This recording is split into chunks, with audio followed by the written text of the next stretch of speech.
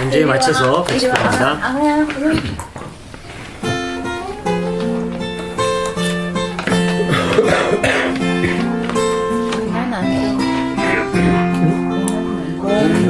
공중만은 새를 몰아 봉사하지 않으면 혹시 모한 곳간에 드릴 것이 없어도 세상 주원하는 주님 새를 먹여주시니 너의 먹을 것을 위해 근심할 건 무엇냐 그의 배꼽을 보라 일산 수고 안 해도 솔로몬의 입은 옷도 입고만 못하였네 아궁 속에 던질 불도 깊이 식거든 사랑하는 자녀들을 입히시지 않으랴 너희들은 세상에서 무엇 먹고 마시며 무슨 옷을 입고 살까 염려하지 말아라 이는 이방 사람들이 간구하는 것이요 너희 하늘 아버지는 너희 쓸 것 하신다 너는 먼저 주의 나라 그의 의를 구하면 하나님이 모든 것을 너희에게 주시리 내일을 위하여서 미리 염려하시니 내일 염려 내일 하라 오늘 고생 족하다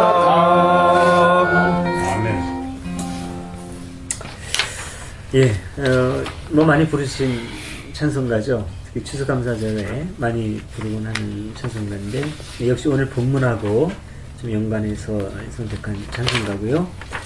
예, 가사 내용 보고 느끼신 점이라든지 아니면 평소에 어떤 그 관계된 사연이 있다든지 그러면 같이 말씀 나누도록 하겠습니다.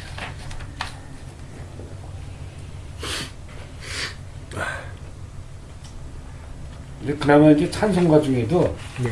이게 관념적인 것이 아니라 이제 현실적으로 좀 이렇게 살자라고 얘기하는 찬송가 같아요. 네, 네. 그리고 이제 그런 걸 또 일깨워 줄 수 있는 그 내용상의 그런 것들이 있죠. 여기 예, 예. 이래야 된다라는 거. 네, 근데 이제 여기서 이제 조금 한 가지 나쁜 게 이제 그 세 번째 단락의 세 번째 이방 사람들이 강구하는 것이요. 참 기분 나쁜 얘기예요. 이런 것이 이제 배타적 요소가 있다고 저는 보는 거죠. 네. 이방 사람이 아니고 이방 사람 중에서 오히려 예수 믿는 사람보다 더 버리면서 사는 사람이 있잖아요. 아니 이렇게 예수를 믿지 않는 사람은 뭐 이방 사람 취급하고 이러는 언어들은 이제 좀 삭제되어야 되지 않겠나 그런 생각이 듭니다.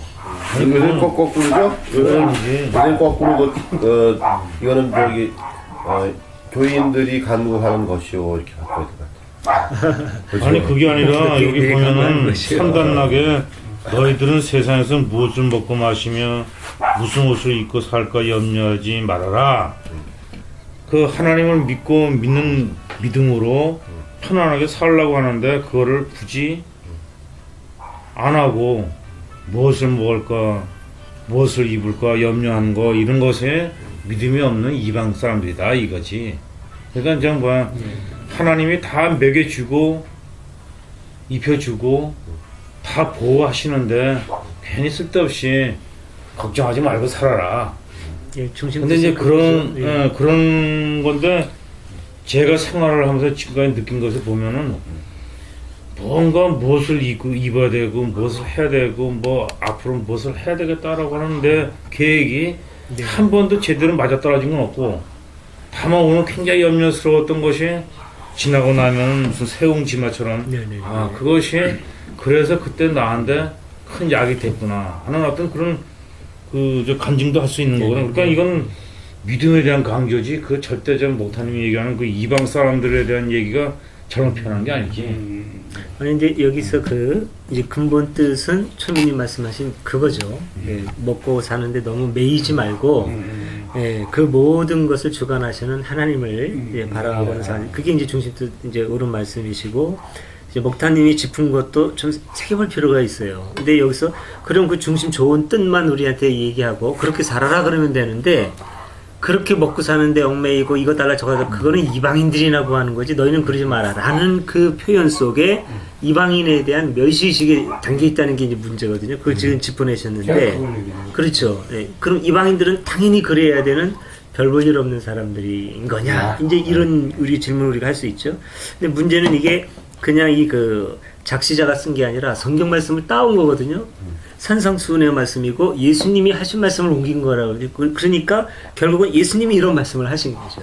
그러니까 오늘날의 우리의 시각에서 보면은 예수님 역시도 그 문자 그대로 본다면 역시 어떤 그 민족적 편견을 극복하지 못했다는 얘기가 되거든요. 근데 그게 실제 예수님이 그러셨느냐 아니면 기록된 예수가 그런 거냐 이제 그런 게 있겠죠. 예, 그러나 어쨌든 간에 이게 찬송가 가사지만 이거는 문제가 있고 이런 시각은 극복해야 된다고 하는 지적은 저는 할 필요가 있다고 봅니다. 예, 그래야 우리가 예, 어떤 그 성서 기자가 갖고 있었던 어떤 그 한계에 매이지 않고 그걸 넘어선 어떤 그 신앙의 자유로움을 가질 수 있겠다고 생각이 되고요. 여기 이제 네. 마태복음에 나오는 거잖아요. 그렇죠. 산상수훈의 내용. 근데 그 누가복음하고 마가복음에도 이렇게 똑같이 나오지는 않잖아요. 거기서도 이방을 강조를 하나요?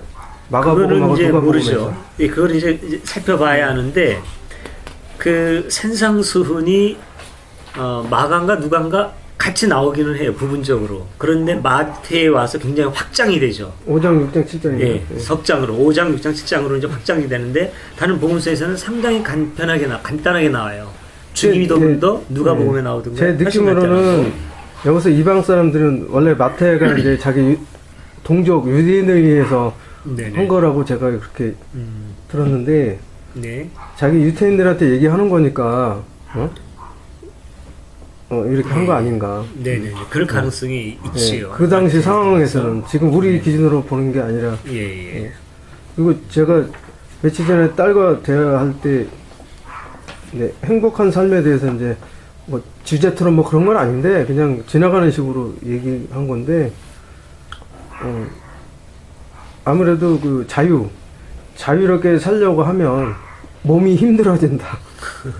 이게 좀 자유롭지 않고 좀 뭐 변호사라든가 어떤 그 남들이 알아주는 뭐 학벌 이런 거를 얻기 위해서는 자유가 이제 구속이 되게 되고 그러다 보면 영혼은 이제 힘들어지고 몸은 편해지고 이런 걸 얘기를 나눈 적이 있었는데 여기서도 이런 식으로 하다 보면 이렇게 살려고 하면 아무래도 자영업자나 아니면 프리랜서나 우리나라 현실로 봤을 때는 어제도 잠깐 얘기 나왔었잖아요.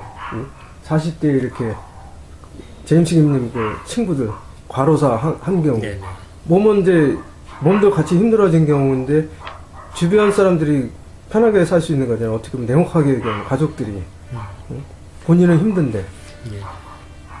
그런 걸 제가 느꼈어요. 이 구조를 보면서 자유를 얻을 것이냐. 그러니까 이제 그런 것 같아요. 제가 이제 여기 보니까는 이게 1905년도에 만들어진 찬송가 아닙니까? 그러면 그때 당시에 예수를 믿는 사람들이 그 이제 뭐 목사가 됐든 뭐가 됐든 이렇게 아주 열렬하게 믿는 사람들이 모든 것을 이제 이원론적인 현상으로 구분짓죠. 그래가지고 그냥 예수를 믿지 않는 사람은 이방인으로 취급하는 거죠. 그리고 이제 자기 나와바리에서는 아니다라고 이제 정리를 한 상태에서 그런 것들을 찬송가로 만들고 글을 쓰고 뭐 이러는 과정에서 이제 난 그렇게 됐다는데 제가 항상 좋은 건 뭐냐면요. 예동에서는 그런 것이 없잖아요. 그러니까 우리가 모두를 끌어안고 함께 가는 거죠. 그러니까 저는 창조자 하나님은 계신다. 근데 고대 근동에는 예수가 있고 이쪽 인도에는 석가가 왔다. 저는 이렇게 보거든요. 그러니까 이걸 가지고 어쩌고 저쩌고 마귀다 사탄이다 해도 할 수 없어. 저는 그 생각을 벗어날 수가 없는 거예요. 그러니까 될 수 있으면 우리가 어떤 정죄하는 분위기로 신앙을 도모해서는 안 된다. 그러니까 더불어 함께 가는 거죠. 이런 놈하고 저런 놈하고 다 같이 살잖아요. 애비를 죽인 놈하고도 이 시대에 같이 사는 거예요. 엄마까지 죽인 사람하고도 같이 사는 거예요. 근데 왜 그들이 그렇게 됐을까라고 보면 요번에 뭐 그 어린아이를 중학생 여중생을 겁탈하고 죽인 그도 보면은 결국은 어린 시절에 부모로부터 버림을 받았지 않습니까? 그럼 이것이 우리의 공동의 책임이라고 봐야 되는 거지. 저 새끼는 왜 저랬을까? 라는 어떤 판단이 돼서 우선해서는 안 된다는 거죠. 그렇지 않고야 이 세상을 우리가 또 어떻게 밝게 만들어 나가고 어떻게 누군가의 희생을 요구하고 이럴 수 있겠습니까? 예. 저는 근데 왜 새가 예. 왜 그 성 폭력범으로 바뀌었나? 여기 좀 새 얘기를 아니 이제 여기서 이제 이방인들 이렇게 이방인 뭔가를 근데 여기 보면은 새가 그냥 새처럼 살려는 얘기 아니야. 그냥 하나님이 다 먹여 살리니까 오늘은 오늘 그냥 열심히 고생하면 되지 되고 않지 않습니까? 내일은 형님이 내일 아니라고 염려하지 말씀해 마라. 놓으셨거든. 그렇게 얘기했으니까 그냥 오늘은 고생해. 그냥 내일까지 염려하지 말라는 얘기야. 근데 사람들이 대부분 살아가는 게 오늘 뭔가 고생을 하면서도 오늘을 사는 사람이 별로 없어. 내일을 생각하고 살아. 내일. 항상 없는 내일을 생각하면서 그 내일에 대한 어떤 문제점, 미래에 대한 어떤 걱정, 근심, 불안 이것이 오늘을 다 잃어버리는 결론이거든. 그러니까 여기서는 지금 그런 우를 범하지 말고 그냥 오늘 고생하고 오늘 살아라는 얘기야. 오늘을 즐겨라. 오늘 살아. 여기 좀 뭐 오늘을 즐겨라. 내일을 염려하지 말고 오늘은 지금 고생 이 순간에 하라는 즐겨라. 얘기거든. 그러니까 새 얘기만 해야지 왜 책이 폭력뿐 있어요. 얘기를 하면서 좀 뭐야. 지금 이 순간에 얘기를 비교시키나. 아니 근데 그렇게 얘기하면서 왜 이방인들이나 강구한다? 그 이방인들이라는 얘기는 뭐냐면 여기서 표현하는 이방인들이라는 거는 네.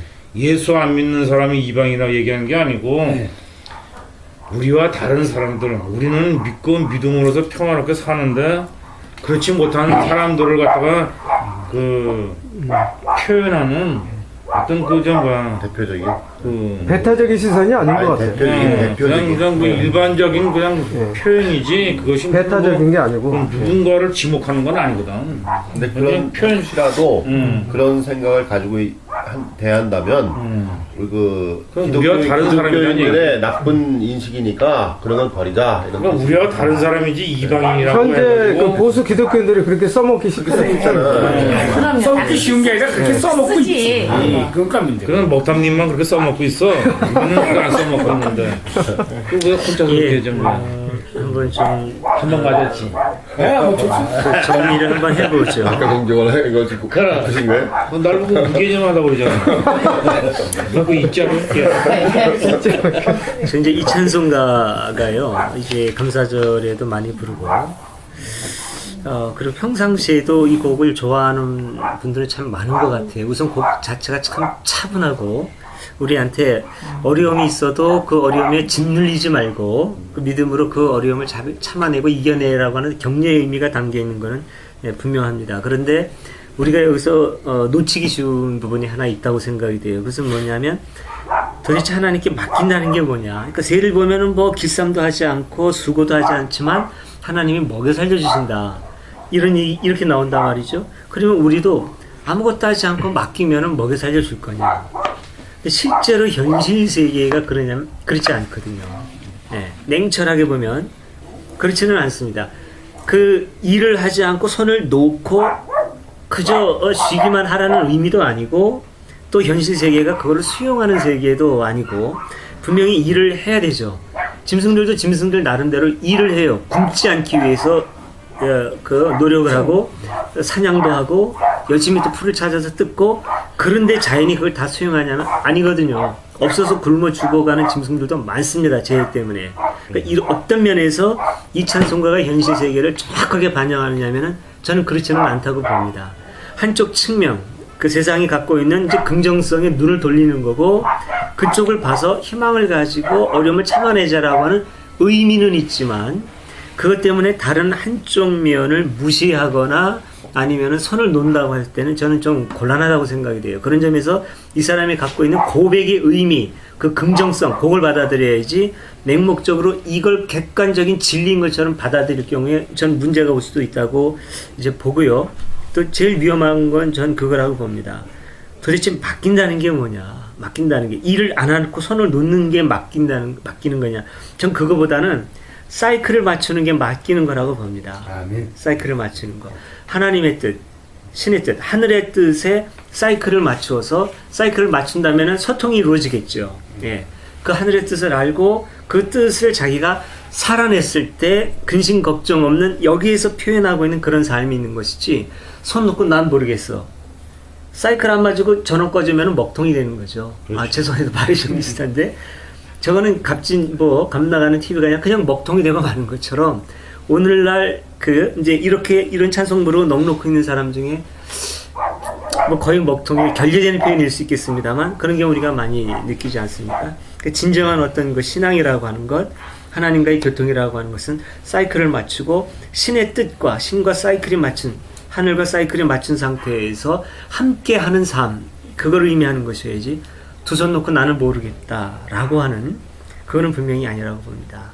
함께 맞추고 거기에는 노력도 있어야 되고 예. 사람은 길쌈을 해야 되죠.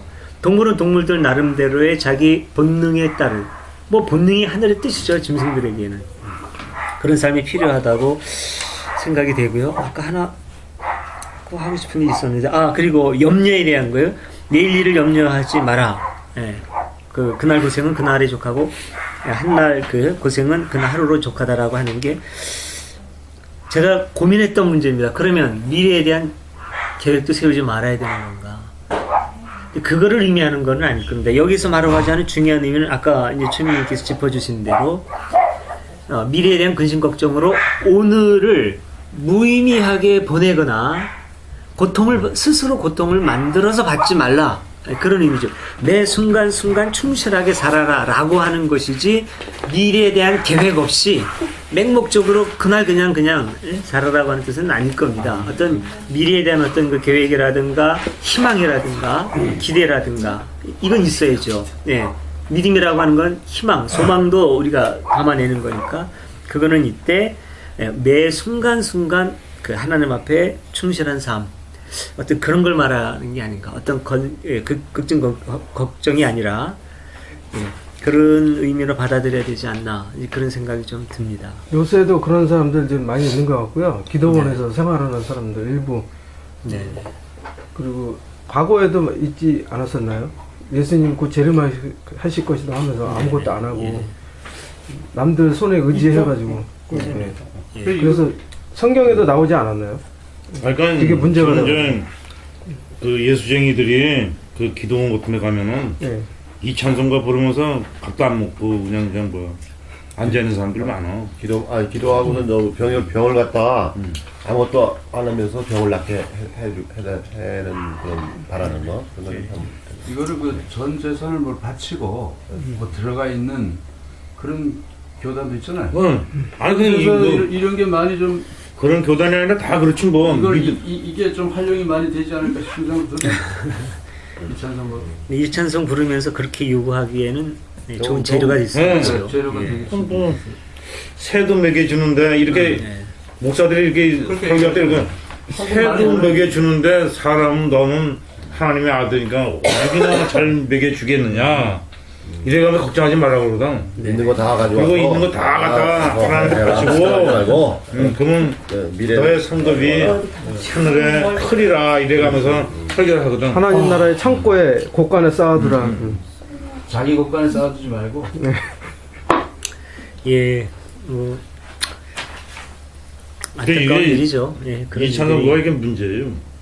이게 좀 뭐야 찬송가 가서는 긍정적인 면은 분명히 있습니다. 근데 이걸 가지고 좀 뭐야 이용을 해서 사람을 네, 어떤 네, 엉뚱한 방향으로 아까 네, 지금 그는 선들님이 얘기한 것처럼 이상하게 이끄는 게 문제지. 그럼 칼도 문제죠. 칼을 어떻게 쓰냐에 따라서 마찬가지예요. 아니 그러니까 좀 뭐야 이거를 가지고 기도원에 올라온 사람들한테 기도원에 올라온 사람은 대체로 잘못 사용한 사람. 들과 어떤 사람들이냐면 돈이 들거나 또는 무슨 세상 살면서 뭐 아무것도 되는 사람은 없거나 그냥 사사건건이 막히는 사람들이 다 이 기도원에 올라가는 거야. 그러면 그건 내 얘기네 마찬가지인데 내가 그 김성광이 뭐 강남 기도원에 뭐야 쫙 하면 가서 한 일주일씩 금식 기도를 하고 있었었는데 그게 이제 그 얘기거든. 해도 안 되니까 답답한 거야. 그럼 가서 하나님한테밖에 하소연할 데가 없어. 그래서 좀 뭐야 그러면 제일 바라는 게 뭐냐 하나님이 해주신다. 아멘? 아멘이야. 할렐루야 아멘. 그러면서 그냥 버티는 거야. 그러고 나서 그 일주일 동안은 상당히 신나지. 그 목사들의 그 강한 이설에 그냥 확 달았다가 은혜를 많이 받았다고 그러죠 소위. 천국에 그러고 가는 내려오면은 또 저 뭐야 날탕이야. 날탕. 응? 그러니까 지금 이런 걸 가지고 그렇게 이용을 해 사람들을. 지금 만약 그런 게 없으면 이 나라에 기독교가 없어. 이런 것이 있으니까 기독교가 존재하고 있는 거야. 기독교의 근본적인 뿌리가 이거라고. 그러니까 하나님이 다 해주신다. 하나님이 그러니까 다 이제 해주신다. 그런 것 같아요. 근데 자기가 아무것도 안 하면서 해준다고 하는 건 아니거든. 근데 그걸 어릴 때부터 목회자들이 교육을 제대로 시키면 괜찮은데 그게 아니야. 그냥 하나님이 다 해주신다는 거야. 여러분 하늘에 나는 새들보다 알지요? 새보다 여러분들이 누가 더 귀해요? 이러고 물어본다고. 여기 우리가 더 귀해요. 이런다고. 여기 밑에 작시 네. 내용에 보면 나와 있네요. 하나님의 일을 등한히 하는 성도들의 나태한 신앙 자세를 책망하는데 하고 뭐 그런 내용이네요. 근데 그 부분은 생계 문제 등의 세상사에 얽매여 하나님의 일을 등한히 하는 이렇게 나와 있거든요. 그러니까 이거는 좀 제가 볼 때는 바람직한 의미로 적은 것 같지는 않아요. 이 작성 내용에 대해서 이게 그 라이프 성경 찬송가 합부라고 상당히 보수적인 책에서 써놓은 건데 뜻이 아니고요. 네. 이렇게 새도 입히고 꽃도 새도 먹이고 꽃도 입히는데 네. 먹고 입는 일에 여러분들이 집착하느라고 하나님 일을 등한히 하면 안 된다 그렇게 책망하고 있단 말이에요. 그렇기는 해요. 네. 그렇기는 한데 이제 다른 각도로 이렇게 보면 다른 의도로 이렇게 다른 여기 각도로 보면 썼다고. 그래요. 여기에서 네, 네. 그러면 생계 원래 문제 작시자가 의도와는 얽매여 달리. 저기 하나님의 일을 등한히 하는. 근데 바로 그겁니다. 제가 지금 짚고 싶은 게 그거예요. 계속 기독교에 짚고 싶은 게 왜 생계 문제하고 하나님의 일을 구분하려고 하는 거죠. 생계 문제가 하나님의 일일 수 있는 거예요.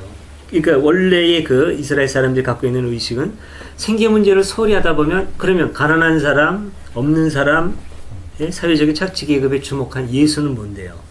예수는 그런 그 생계 문제에 집착한 사람이 아닐까요?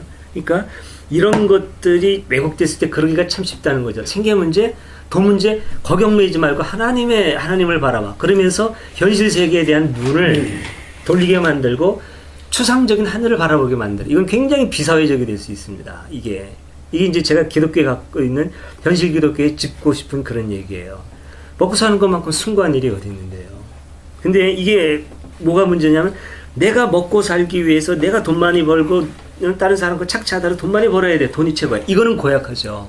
그런데 사람이 먹고 살아야 되기 때문에 누구나 다 그 먹고 사는 건 소중하다. 같이 굶는 사람을 같이 먹고 사는 이거 숭고한 겁니다. 아까 제가 이제 목사님이 제 얘기했을 때 전 그런 얘기 보면 참 진짜 부끄러워요.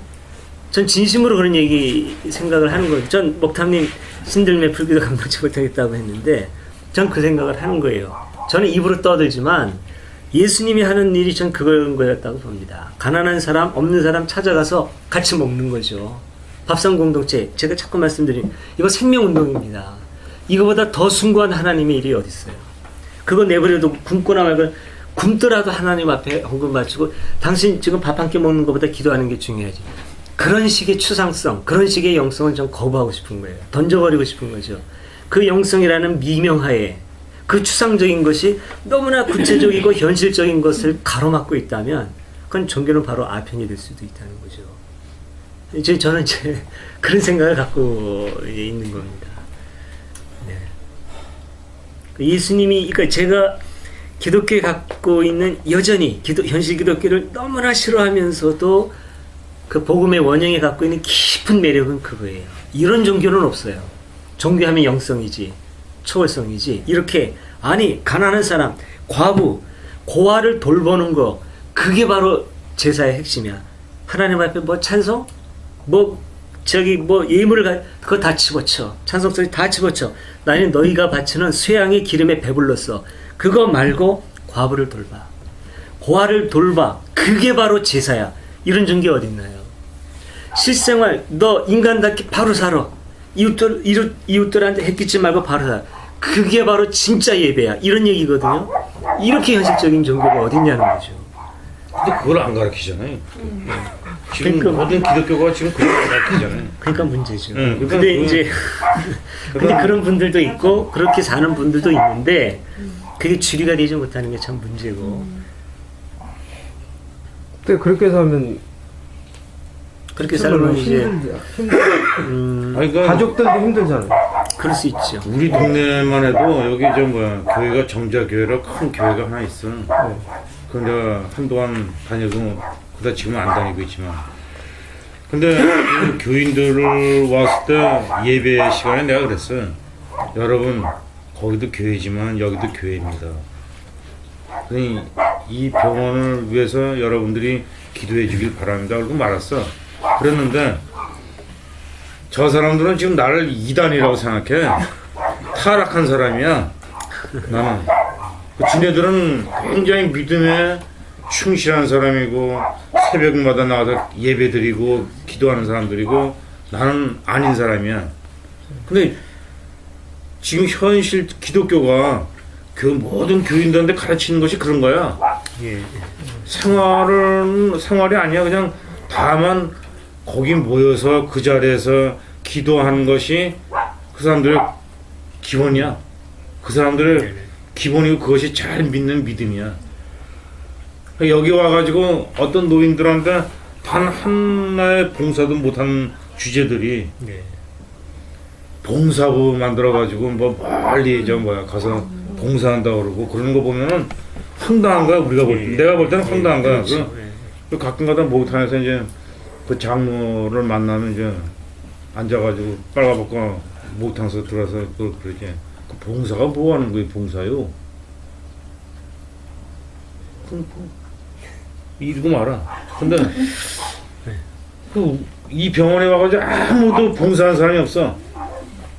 이 병원에 와서 그 노인네들한테 누구 하나 손 한번 잡아보는 사람 없어. 그냥 멀리 어디 저 시내에서 그 이발 학원 하는 사람들이 와가지고 머리나 깎아주고 그런 정도지. 이 동네는 전혀 그런 것도 없어요.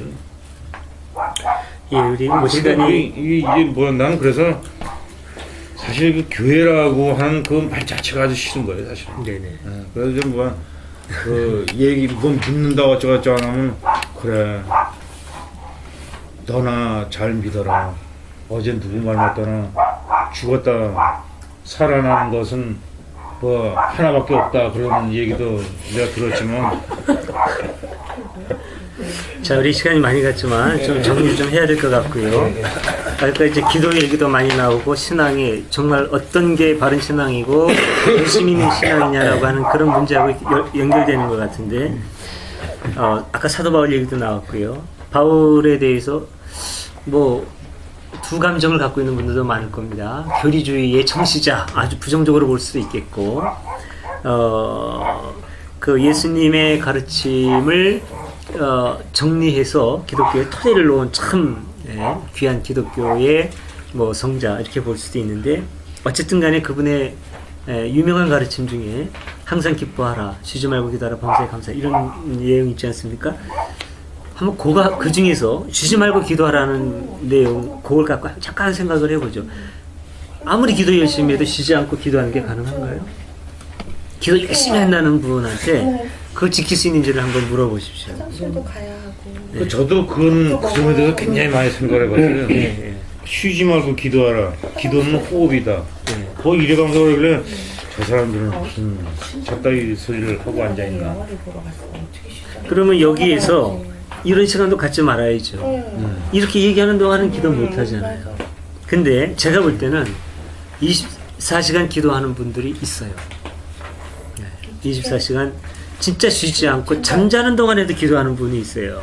왜 어떻게 그게 가능하냐면 기도라고 하는 게 손을 모으고 무릎을 꿇거나 의자에 앉아서 눈을 감고 자세를 갖춰서 하는 것만이 기도라면 그건 불가능해집니다. 네. 기도가 삶이 되지 않고 삶과 분리된 어떤 특정 자세가 기도라고 한다면 그건 불가능한 거예요. 그러니까 적어도 사도 바울은 쉬지 말고 기도하라고 얘기했을 때 사도 바울이 말한 기도는 이게 아닙니다. 이건 명백해요. 그렇지 않으면 쉬지 않고 기도할 수가 없어요. 네. 그 사도 바울이 생각한 기도는 뭐였을까요? 네. 그 죄송하지만 검카르라도 들으세요. 목타님 같이 사는 게 24시간 기도하는 겁니다. 이게 쉬지 않고. 네? 예수님 어떻게 사셨지? 알았어. 그리고 불쌍한 사람은 먹여줘야 돼. 아 근데 오늘은 내가 좀 돈이 없는데 이걸 내 이거 만들어 갔다. 근데 예수님이랑 어떻게 이거 썼을 거야. 에이 이거 뭐지? 지금 혼자 생각하고 걸어가면서 계산하고 있죠. 그런데 중요한 건 여기에서 하나님은 어떻게 하고 있지? 이게 진짜 기도인 겁니다. 이게 기도고, 예를 들면 이제 그 교회에서 대표 기도 많이 하잖아요. 장로나 이런 분들이. 하나님 우리가 여기 모여가지고 이렇게 하고 있으나 우리 사업하고 있는데 정말 이 사업이 잘 되게 해주시고, 근데 이 사람이 하는 그 사업에 많은 문제가 있어요. 근데 그걸 전혀 의식하지 못하고 여전히 하나님의 뜻하고는 사이클이 안 맞는데 자기가 원하는 대로 해달라고 요구를 해요. 자기가 하나님께 사이클을 맞추는 게 아니에요. 미안하지만 하나님 저한테 좀 맞춰주세요. 이거는 신앙하고는 아무 관계 없습니다. 하나. 이건 기도 아니에요. 주술이지. 이건 주술이지 기도가 아닙니다. 기도라고 하는 거는 저 이렇게 갈 테니까 따라와서 좀 맞춰주시오. 이거는 꼬붕한테 하는 것이 하나님한테 하는 게 아니에요. 어떻게 살아야 되는 겁니까? 예? 당신의 뜻이 무엇입니까? 예수님처럼. 예. 나는 이거 피하고 싶지만 그러나 아버지 뜻대로 하옵소서. 하나님의 뜻을 맞추는 거예요. 이거 참 캥기는데 이런 얘기 하면은 캥기더라도 맞추고 노력을 하는 거죠. 애쓰고. 예.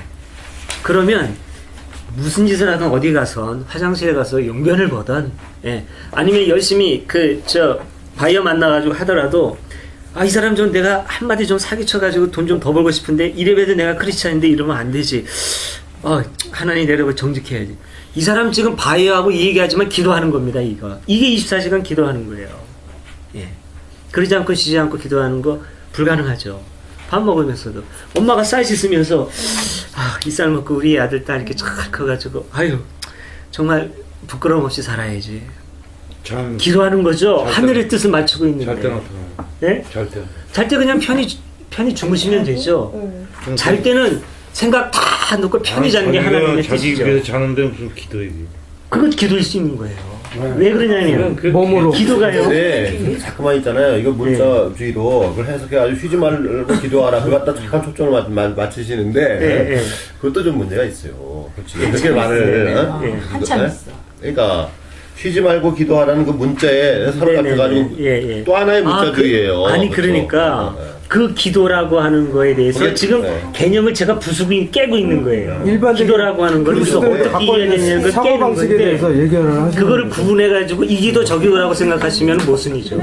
이건 기도가 아니죠. 이걸 어떻게 기도라고 해요? 이건 모순이지. 그러니까 중요한 건 그걸 보세요. 기도라고 하는 고정관념을 지금 제가 어떻게 생각하고 있는지 이걸 지금 깨뜨리고 있는 거죠. 지금 깨뜨리라는 겁니다. 본인이 잠깐 한 말씀 하겠습니다.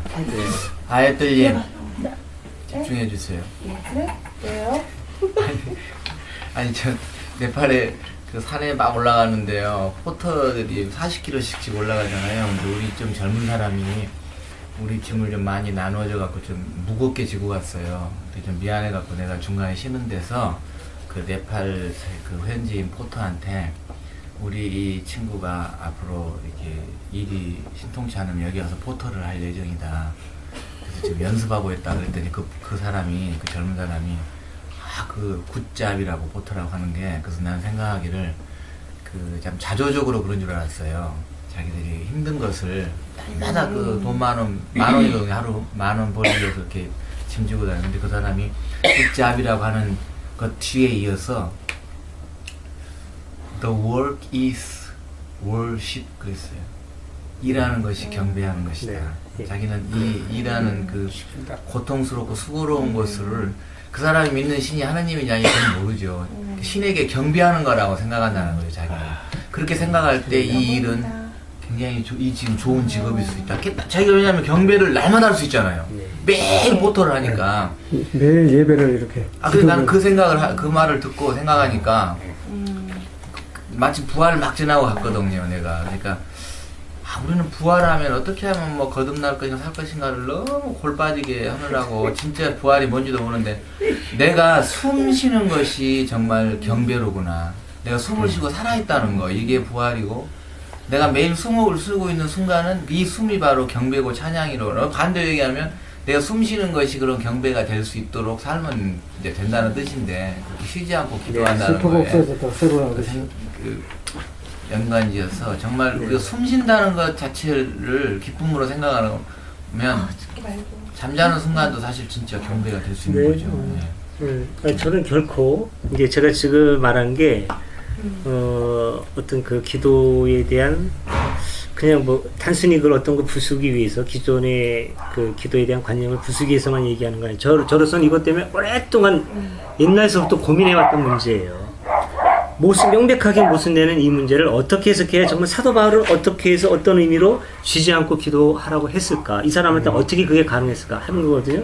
그런 기도라고 하는 게 우리말이 훨씬 더 정확할 때가 많아요. 영어에 프레이 하면은 그 사전적인 의미로 번역하면 빌다가 돼요. 빌다. 대상을 생각해야 되고 그 한 대상에 대해서 이렇게 해주세요라고 하는 어떤 그 대화식의 단순한 그런 게 돼요. 그런데 오히려 우리말에 훨씬 더 풍요로운 게 많아요. 우리말에 기도라고 했을 때는 그거보다는 오히려 훨씬 더 포용적인 의미일 수 있어요. 종교라는 단어도 그렇고 기도라고 하는 것은 자기가 바라고 하는 그런 것이 어떤 특정 대상에 그냥 막 매달리고 안달하는 것이 아니라 보다 더 폭넓게 이렇게 지향하는 어떤 그 바램 그리고 그거를 어떤 뭐랄까 살아내는 그런 의미일 수 있어요. 기도라고 하는 단어가. 빌기자다 빌도자. 예. 물론 이제 그렇기는 한데 기도라고 하는 게 무슨 기자? 빌도.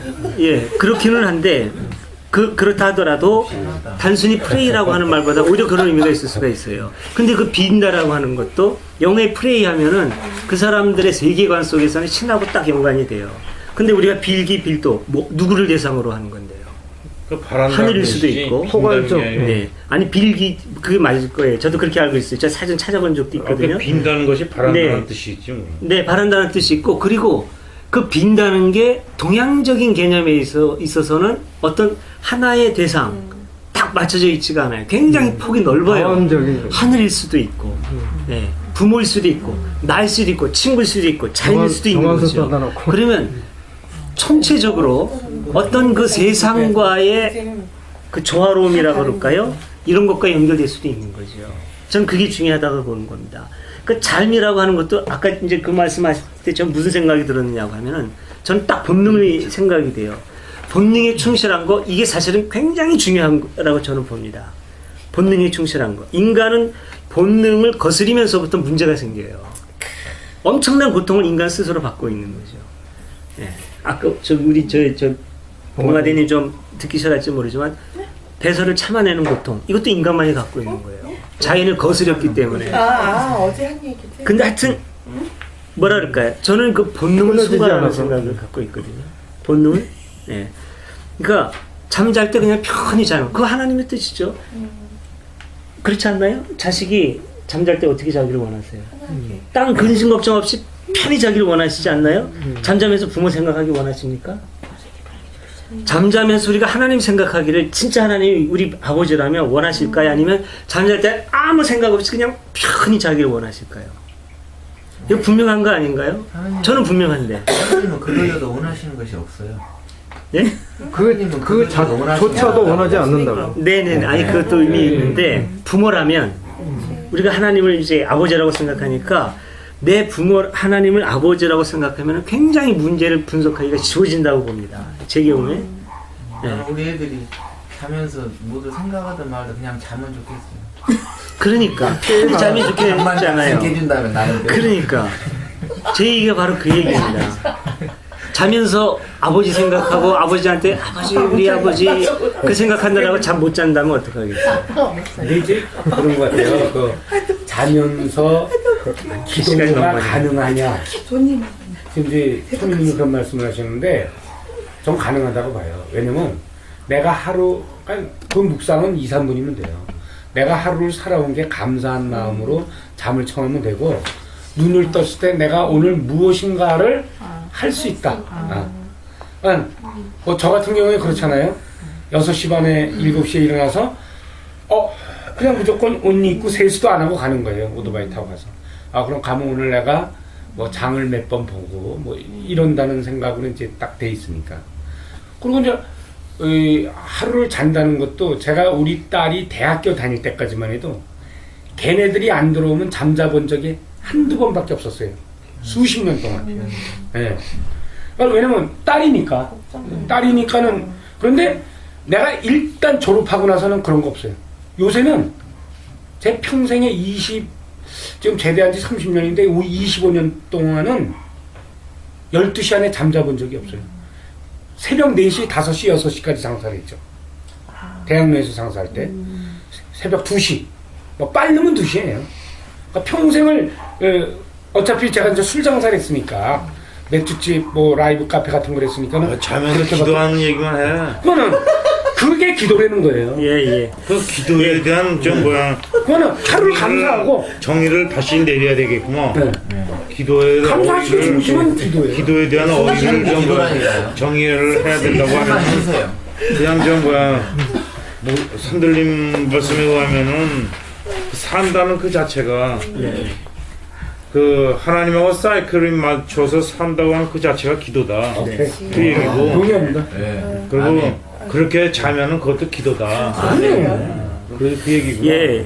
뭐 누구 얘기만 맞고 틀리고 그 문제는 아닐 겁니다. 그리고 어쩌면은 제가 생각하는 견해는 좀 극단적일 수 있어요. 그리고 제가 꼭 맞다고 볼 수도 없고, 근데 혹시라도 이것 때문에 이제 열심히 나름대로의 어떤 그 기도 생활 아름답게 하시는 분이 불편을 느낄 수도 있고, 그렇다면 이제 좀 죄송하긴 한데 제 한계일 수도 있지만 저는 그렇습니다. 저는 기독교적인 기도는 안 합니다. 그리고 지금 예동이 제가 편한 거는 그거예요. 이거를 제가 얘기할 수 있어서 이것 때문에 참 저는 고통스러웠었고, 제가 믿는 하나님은 인간의 생사화복에 관여하시는 분이 아니에요. 나중에 제가 생각이 바뀌면 기도할 수도 있겠죠. 그런데 지금은 하나님은 어떤 우주와 만물의 질서와 법칙 혹은 그 근원자지 쪼잔하게 인간 생활에 하나하나 나서 간섭하는 분이 아닌데, 그렇게 기도한다면은 우리의 신앙생활, 종교생활 자체가 왜곡된다고 봅니다. 그러니까 저는 기도하기 싫은 거예요. 어제 같은 이런 경우에도 사람들은 기도해 주기를 원할 수가 있겠죠. 저 사람이 좀 이렇게 해서 어린애 건강에 찾아 기도라도 하면 참 보기 좋을 텐데, 이 친구도 그런 얘기 많이 합니다. 저 하기 싫어요. 우선 그게 그냥 하나의 그 격려의 의미라고 할지라도 꼭 왜 하나님을 향해서 그걸 해야 되는가. 그럼 직접적으로 그렇게 됐으면 좋겠다든지 하나의 그런 방식이 좋은 것이 왜 꼭 그렇게 기도해야 되는가. 이제 거기에 대한 생각도 하게 되고, 이렇게 되면 건조해 질 수 있죠, 종교가. 근데 건조해지건 어쨌건 저는 솔직하고 싶어요. 일단은. 근데 먹탕님은 자고 일어나면 할 일이 있었다는 걸 감사한다는데, 나는 잘 때 자고 일어나면 할 일이 없다는 것을 감사해요. 그냥 거기서 할 수 있으니까. 자, 우리 뭐 이제 제가 한번 이제 좀 정리하고 이제 넘어갔으면 좋겠는데, 예수님께서도 기도할 때 주문부원하지 말라고 말씀하시면서 주신 기도가 주기도문 아닙니까? 근데 사도 바울이 여기서 쉬지 말고 기도하라 라는 의미를 나는 정말 그게 문자주의에 사로잡혔다서 해석하는 것이 아니라 너무나 당연한 거예요. 그러니까 삶 자체가 이제 기도가 돼야 되는 거죠. 누군가를 측은히 여기고 안타까워하고 과부와 고마를 돌보고 이러는 게 저는 진짜 적절하게 해석하신 거지. 쉬지 말고 기도하는데 그러면 사도 바울은 그냥 저 골방에 들어가서 저 면벽수도 스님이 15년 동안 하듯이 그렇게 했어야죠. 근데 아니걸라요. 끊임없이 사도 바울은 자기가 천막을 기어가면서 이제 설에 의하면 그렇게 신앙생활을 했기 때문에 그 자체가 기도라고 생각하기 때문에 쉬지 말고 기도했다라고 저는 말씀하셨다고 생각합니다. 예, 너무 시간이 많이 간 것 같습니다. 사실은 우리 토의하자면은 며칠 두고 해도 모자랄 굉장히 중요한 주제인데, 기도 문제.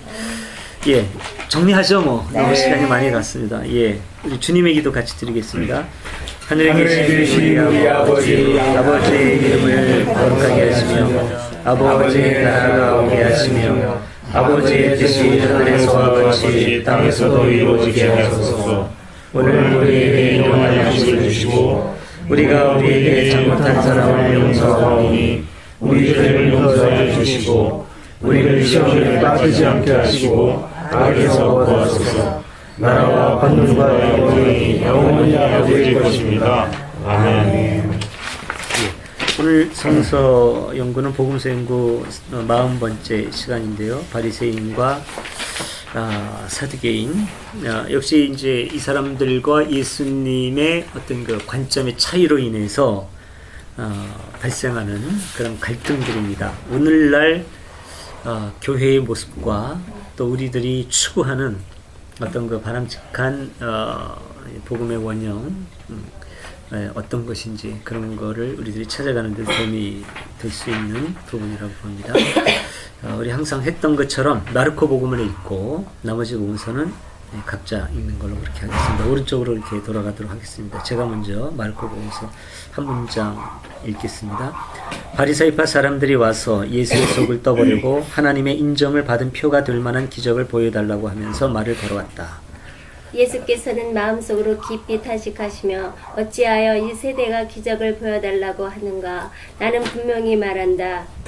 이 세대에 보여줄 징조는 하나도 없다 하시고는 그들을 떠나 다시 배를 타고 바다 건너로 가셨다. 제자들이 잊어버리고 빵을 가져오지 못하여 배 안에는 빵이 한 덩어리밖에 없었다.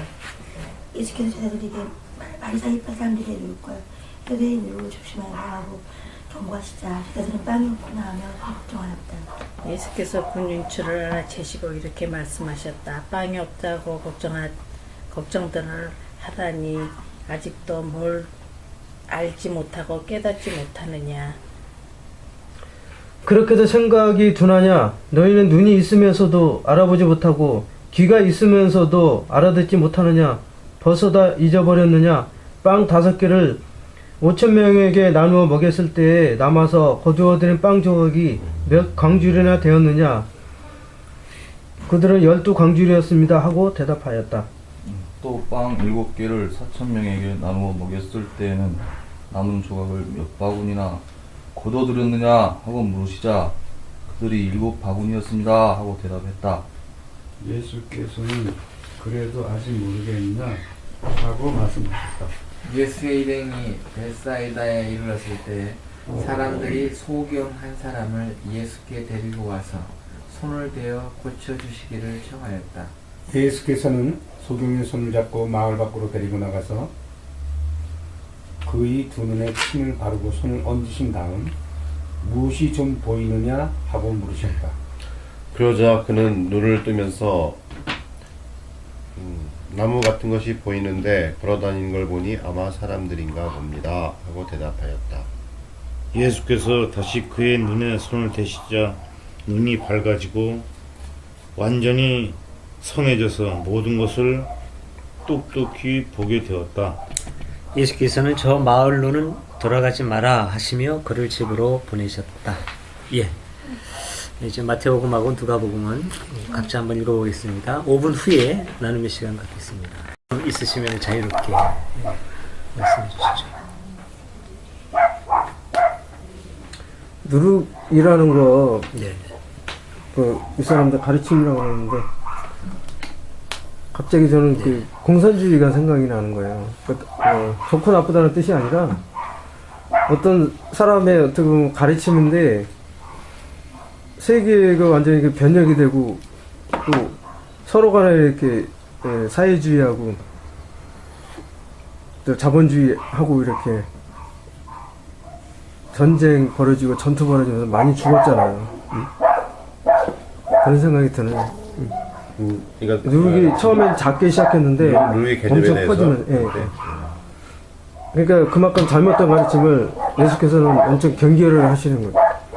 저는 그렇게 받아들여져요. 그리고 일단 이거 좀 여기서 얘기하는 누룩의 의미가 뭔지를 저희 산들님께서 한번 더 말씀해 주시면 좋겠네요. 우선 이 우리말로 누룩이라고 하면 뭔지 개념이 딱 오시나요? 누룩이 뭔지? 네.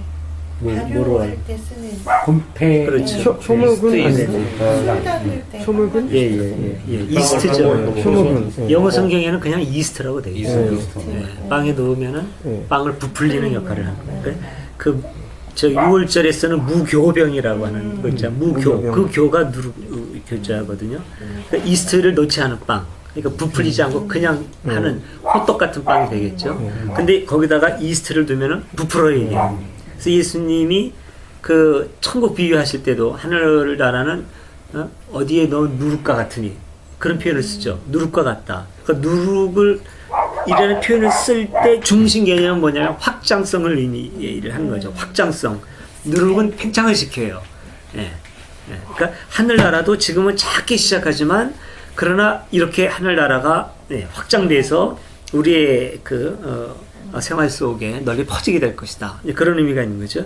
그러니까 여기서 바리사이파 사람과 사두가이 사람들의 누룩을 조심하라. 그 누룩을 조심하라고 했을 때는 지금 저 사람들의 가르침이 작은 것 같지만 가르침이라고 하는 것은 확장성이 있다.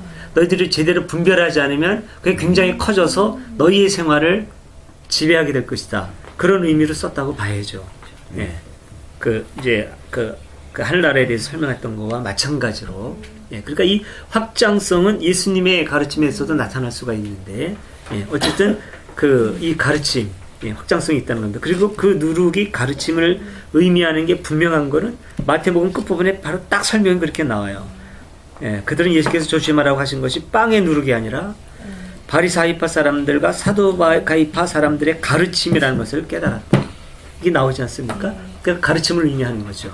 그 가르침을 조심해라. 니들이 바로 깨닫지 못하면 거기에 휩쓸리게 될 것이다. 그게 우리들의 삶을 지배하게 될 수도 있다.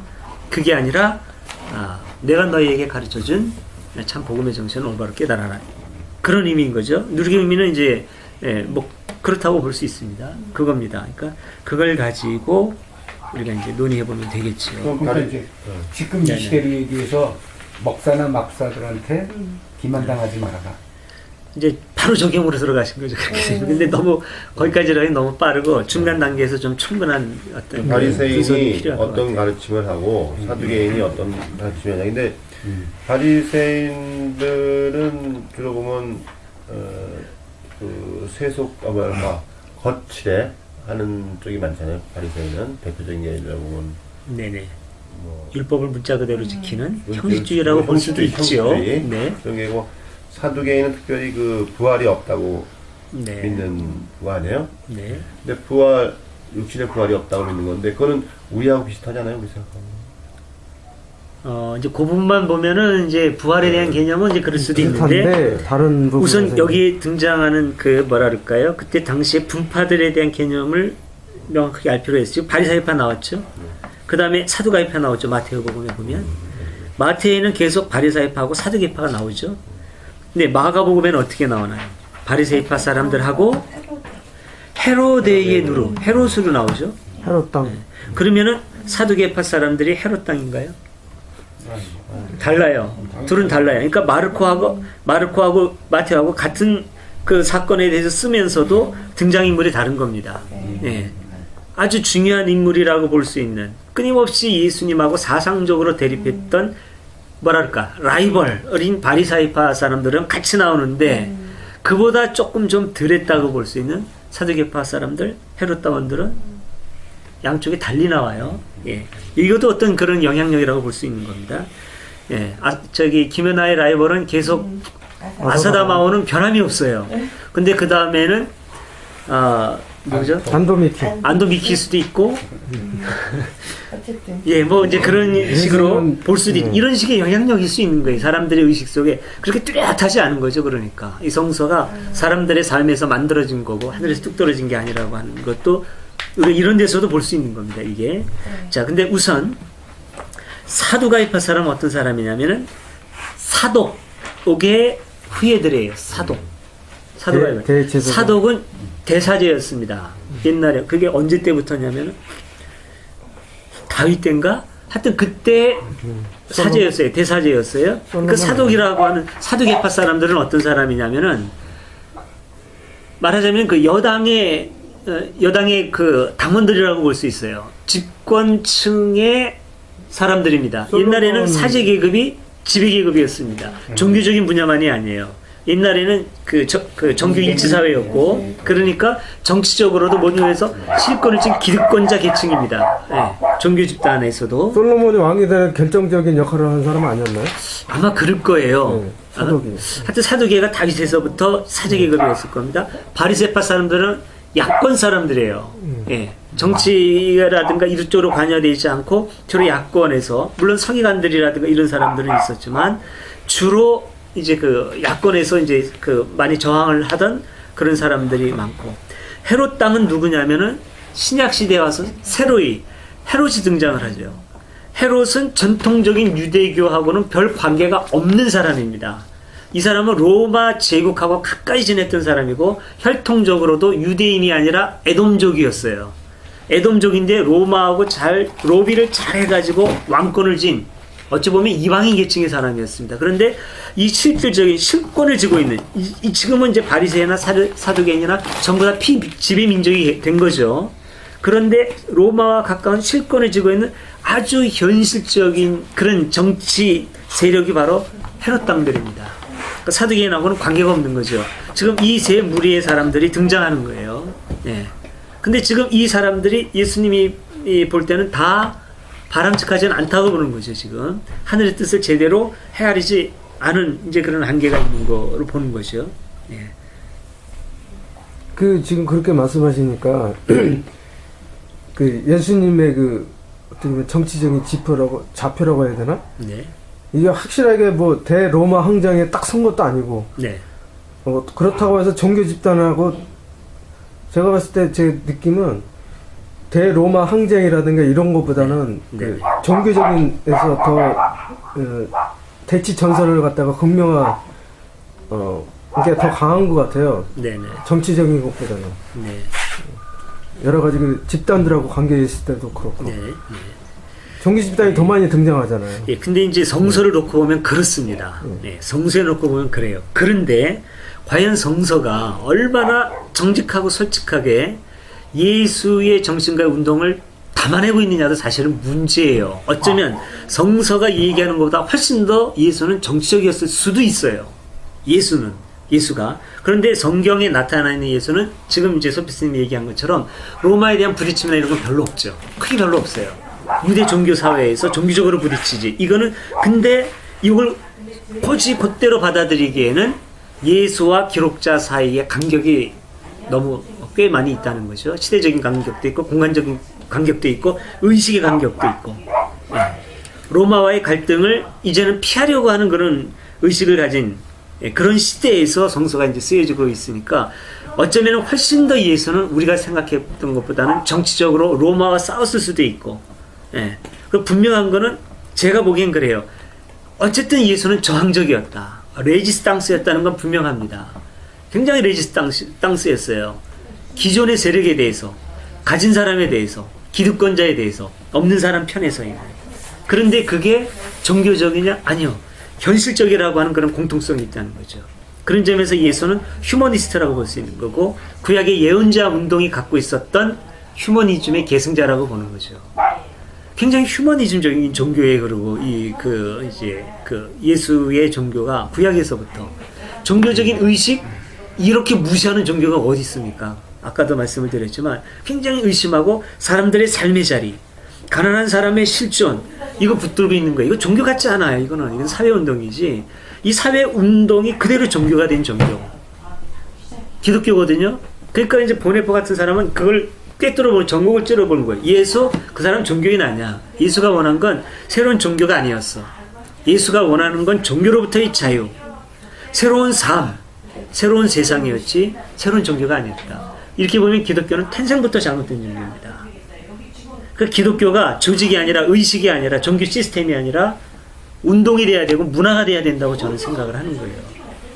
그러니까 우리가 예수 동아리 교회 아닙니까? 예수의 정신을 따르는 동아리, 클럽이라는 얘기죠. 이거 다른 사람이 보면 얘네들 웃긴다 그래요. 이거 교회를 동아리라는 이름을 붙여 발칙한 짓이죠. 근데 전 이 동아리가 교회라고 보는 거고. 그러니까 이제 제 입장에서 볼 때는 그렇습니다. 이제 지금 소피스트님이 정치적이지 않았다 예수는. 하지만은 제 느낌이 아니라. 그러니까 그런 말이 없죠. 왜냐면 사실은 그때 당시에 로마의 압제를 받았기 때문에 타도 로마의 기치를 내세웠어야 된단 말이에요. 열현당처럼.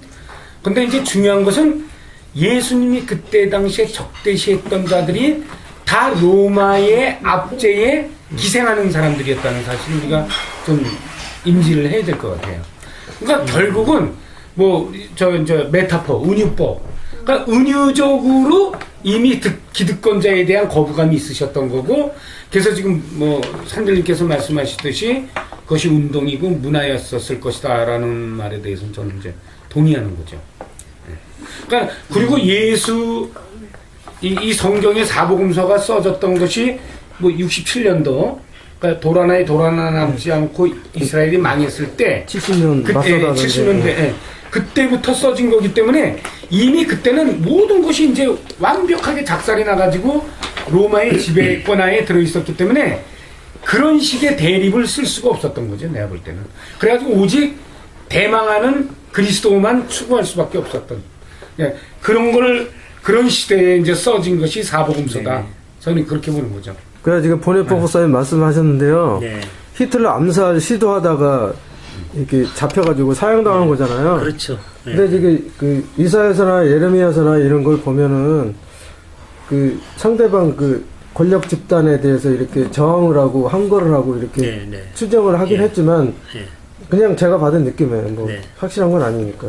그 예수님으로부터까지 지금 목사님 말씀하신 대로 이렇게 선명하게 기치를 들고 어떤 그 투쟁 대상을 딱 정해가지고 보네포 목사에서는 암살의 대상을 설정을 해가지고 암살 시도를 실제로 기도를 했다든가 그런 건 아닌 것 같고 그 지금 이사야도 꿈에도 보면은 사자와 이렇게 양이 이렇게 같이 논다고 이렇게 뱀하고 이제 어린애가 같이 놀고 그렇게 권력자들에 대해서 이렇게 아주 그냥 100% 이렇게 적대시하고 그런 것 같지는 않은 느낌이 들어요. 저는 이게 오히려 비폭력 그러니까 마하트마 간디처럼 이렇게 그 사람들이 잘못됐다는 거를 갖다가 인식을 하면서 이렇게 비판을 하지만 그렇다고 해서 이렇게 암살을 한다던가 그런 거는 아닌 것 같은 느낌이 드는 거예요. 근데요, 보네포 목사님에 대해서 우리가 그 결과만 가지고 생각하면 안 되고, 물론 결과를 놓고 보면은 히틀러 암살단에 가담을 한 게 사실이고 체포돼서 사형당한 게 사실이에요. 나쁘다는 뜻은 아니에요. 그분이 지금 제목도 생각이 안 나네.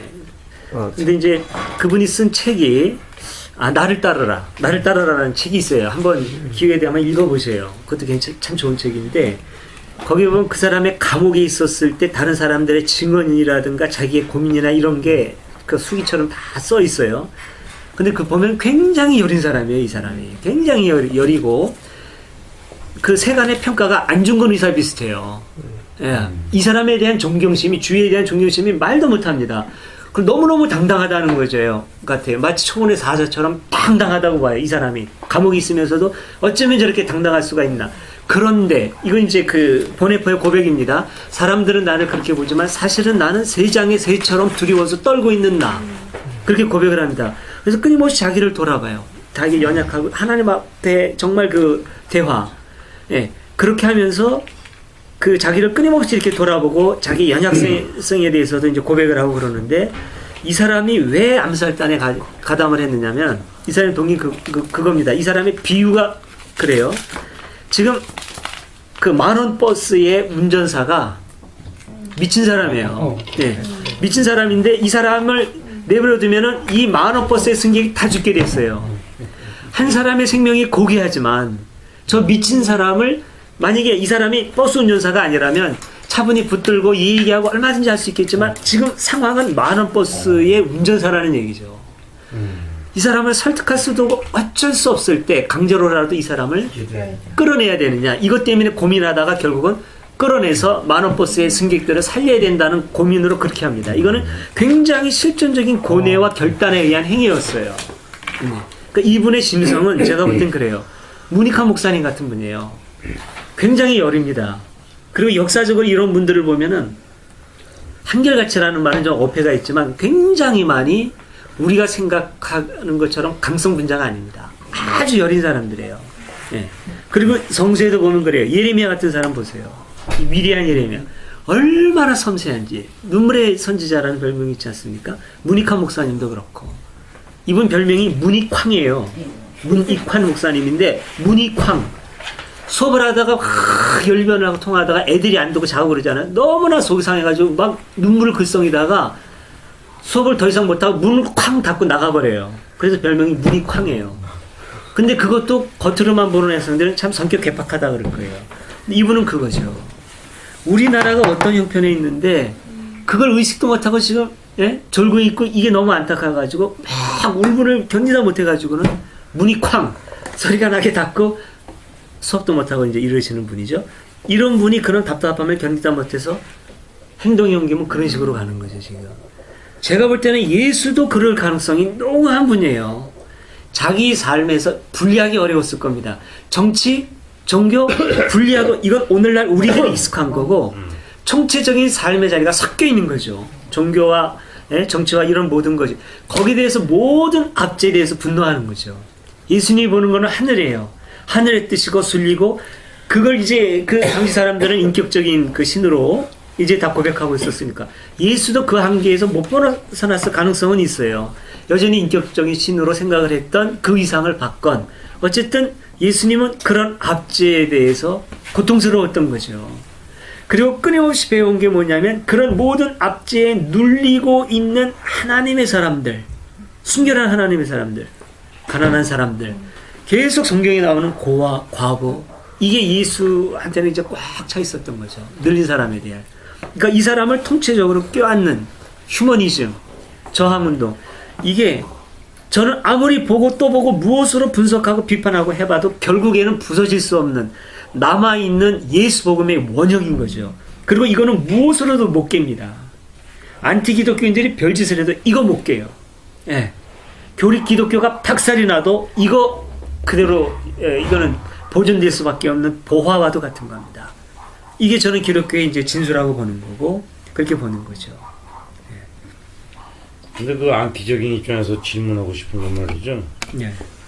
왜 고아와 과부의 하나님이고 부자와 권력자의 하나님은 아닙니까?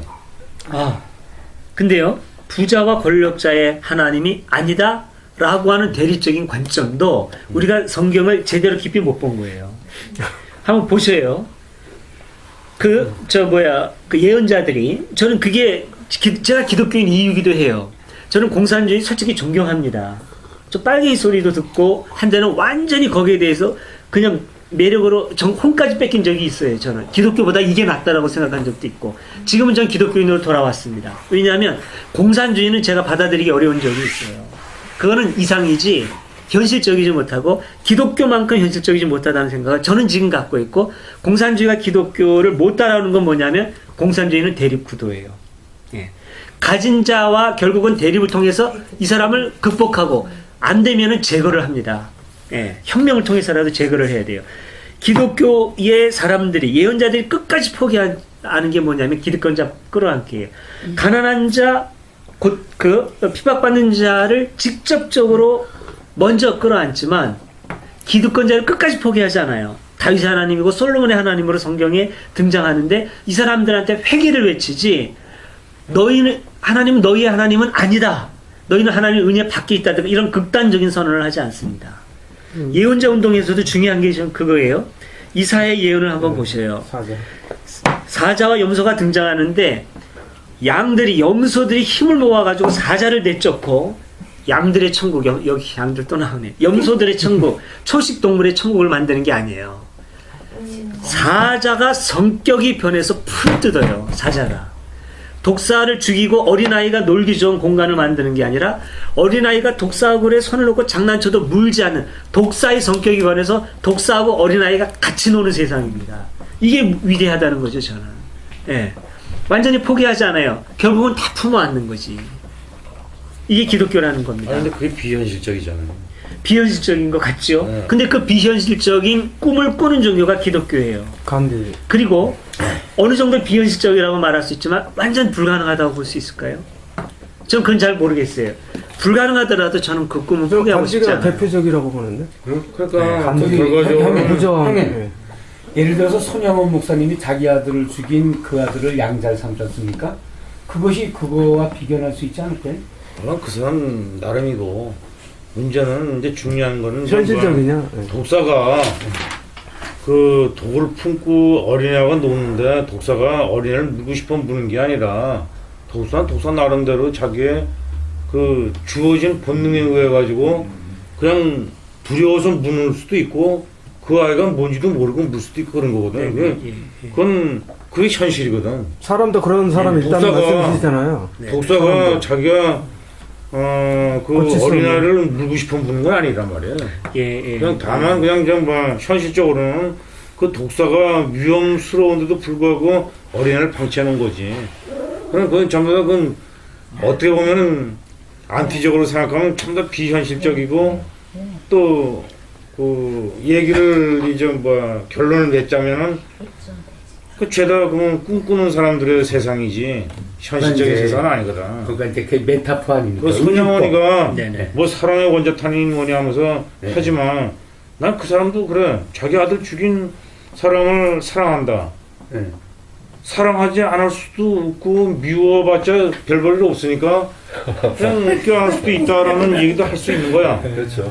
나는 그렇게 아주 좀 삐뚤어진 생각이 아니라 그 현실적으로 생각하자면 그렇다는 얘기야. 예를 들어서 내가 누가 날 들어 요양병원 참 좋은 사업 하신다면 아닙니다. 나는 먹고 살기 위해서 합니다. 나 그래요. 왜냐면 어떻게 보면 굉장히 내가 제일 비겁한 놈이야.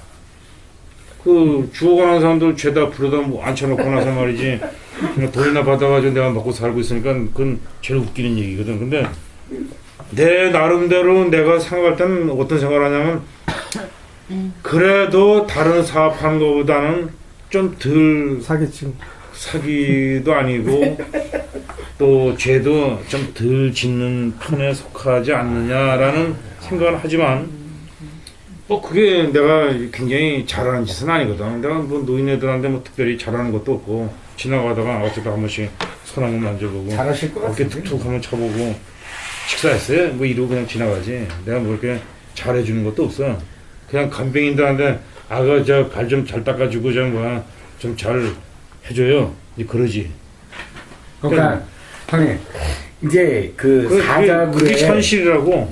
사자와 사자굴에 손을 놓고 물지 않고 뭐 이런 것이 그 시대의 인간들의 관계성에서의 불협화음과 격차와 갈등과 이런 것들을 성서적, 그러니까 하나님의 복음의 원형으로 대망하는 거를 고백해내는 언어라고 생각하면 되죠. 그건 내가 얘기하는 거는 예수라는 한 사람을 예를 들어 어떤 인물이라고 하더라도 예수라는 한 인물을 우리가 긍정적인 면에서 예수의 입장에서 우리가 예수를 바라볼 때는 그 해석이 다 가능한 거야. 그렇지만 예수하고 전혀 관계없는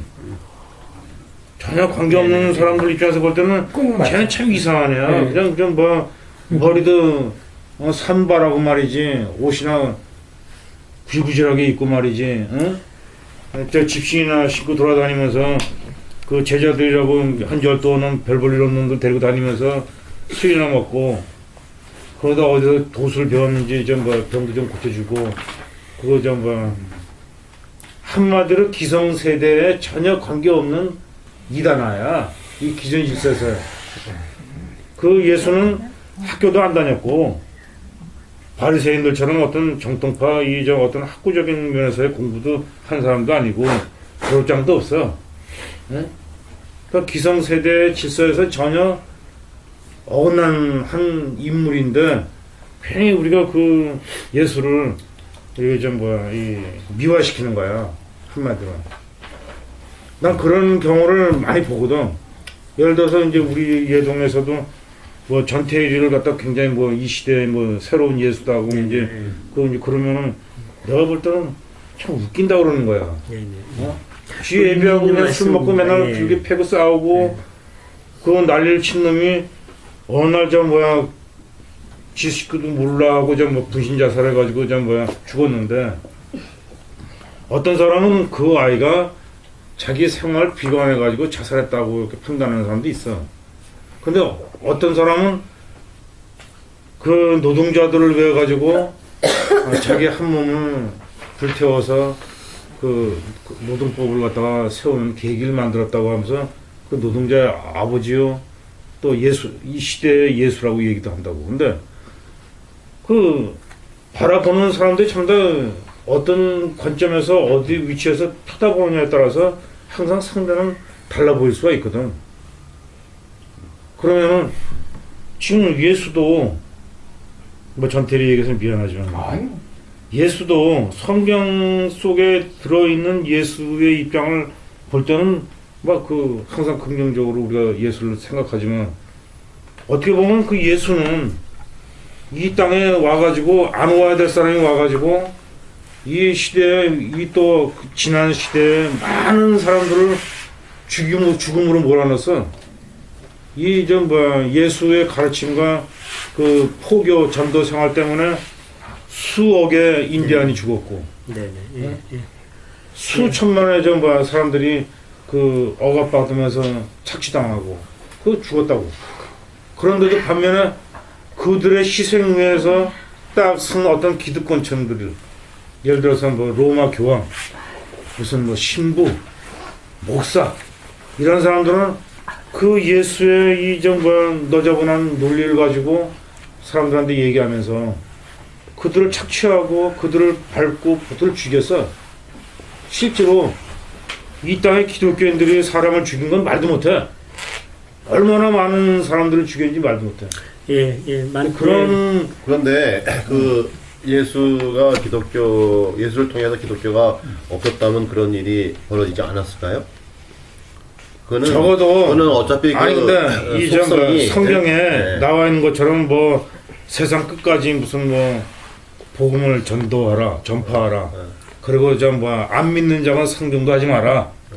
멍에도 같이 매지 말라. 그리고 또 안 믿는 자는 사탄이다. 사탄은 죽여야 된다.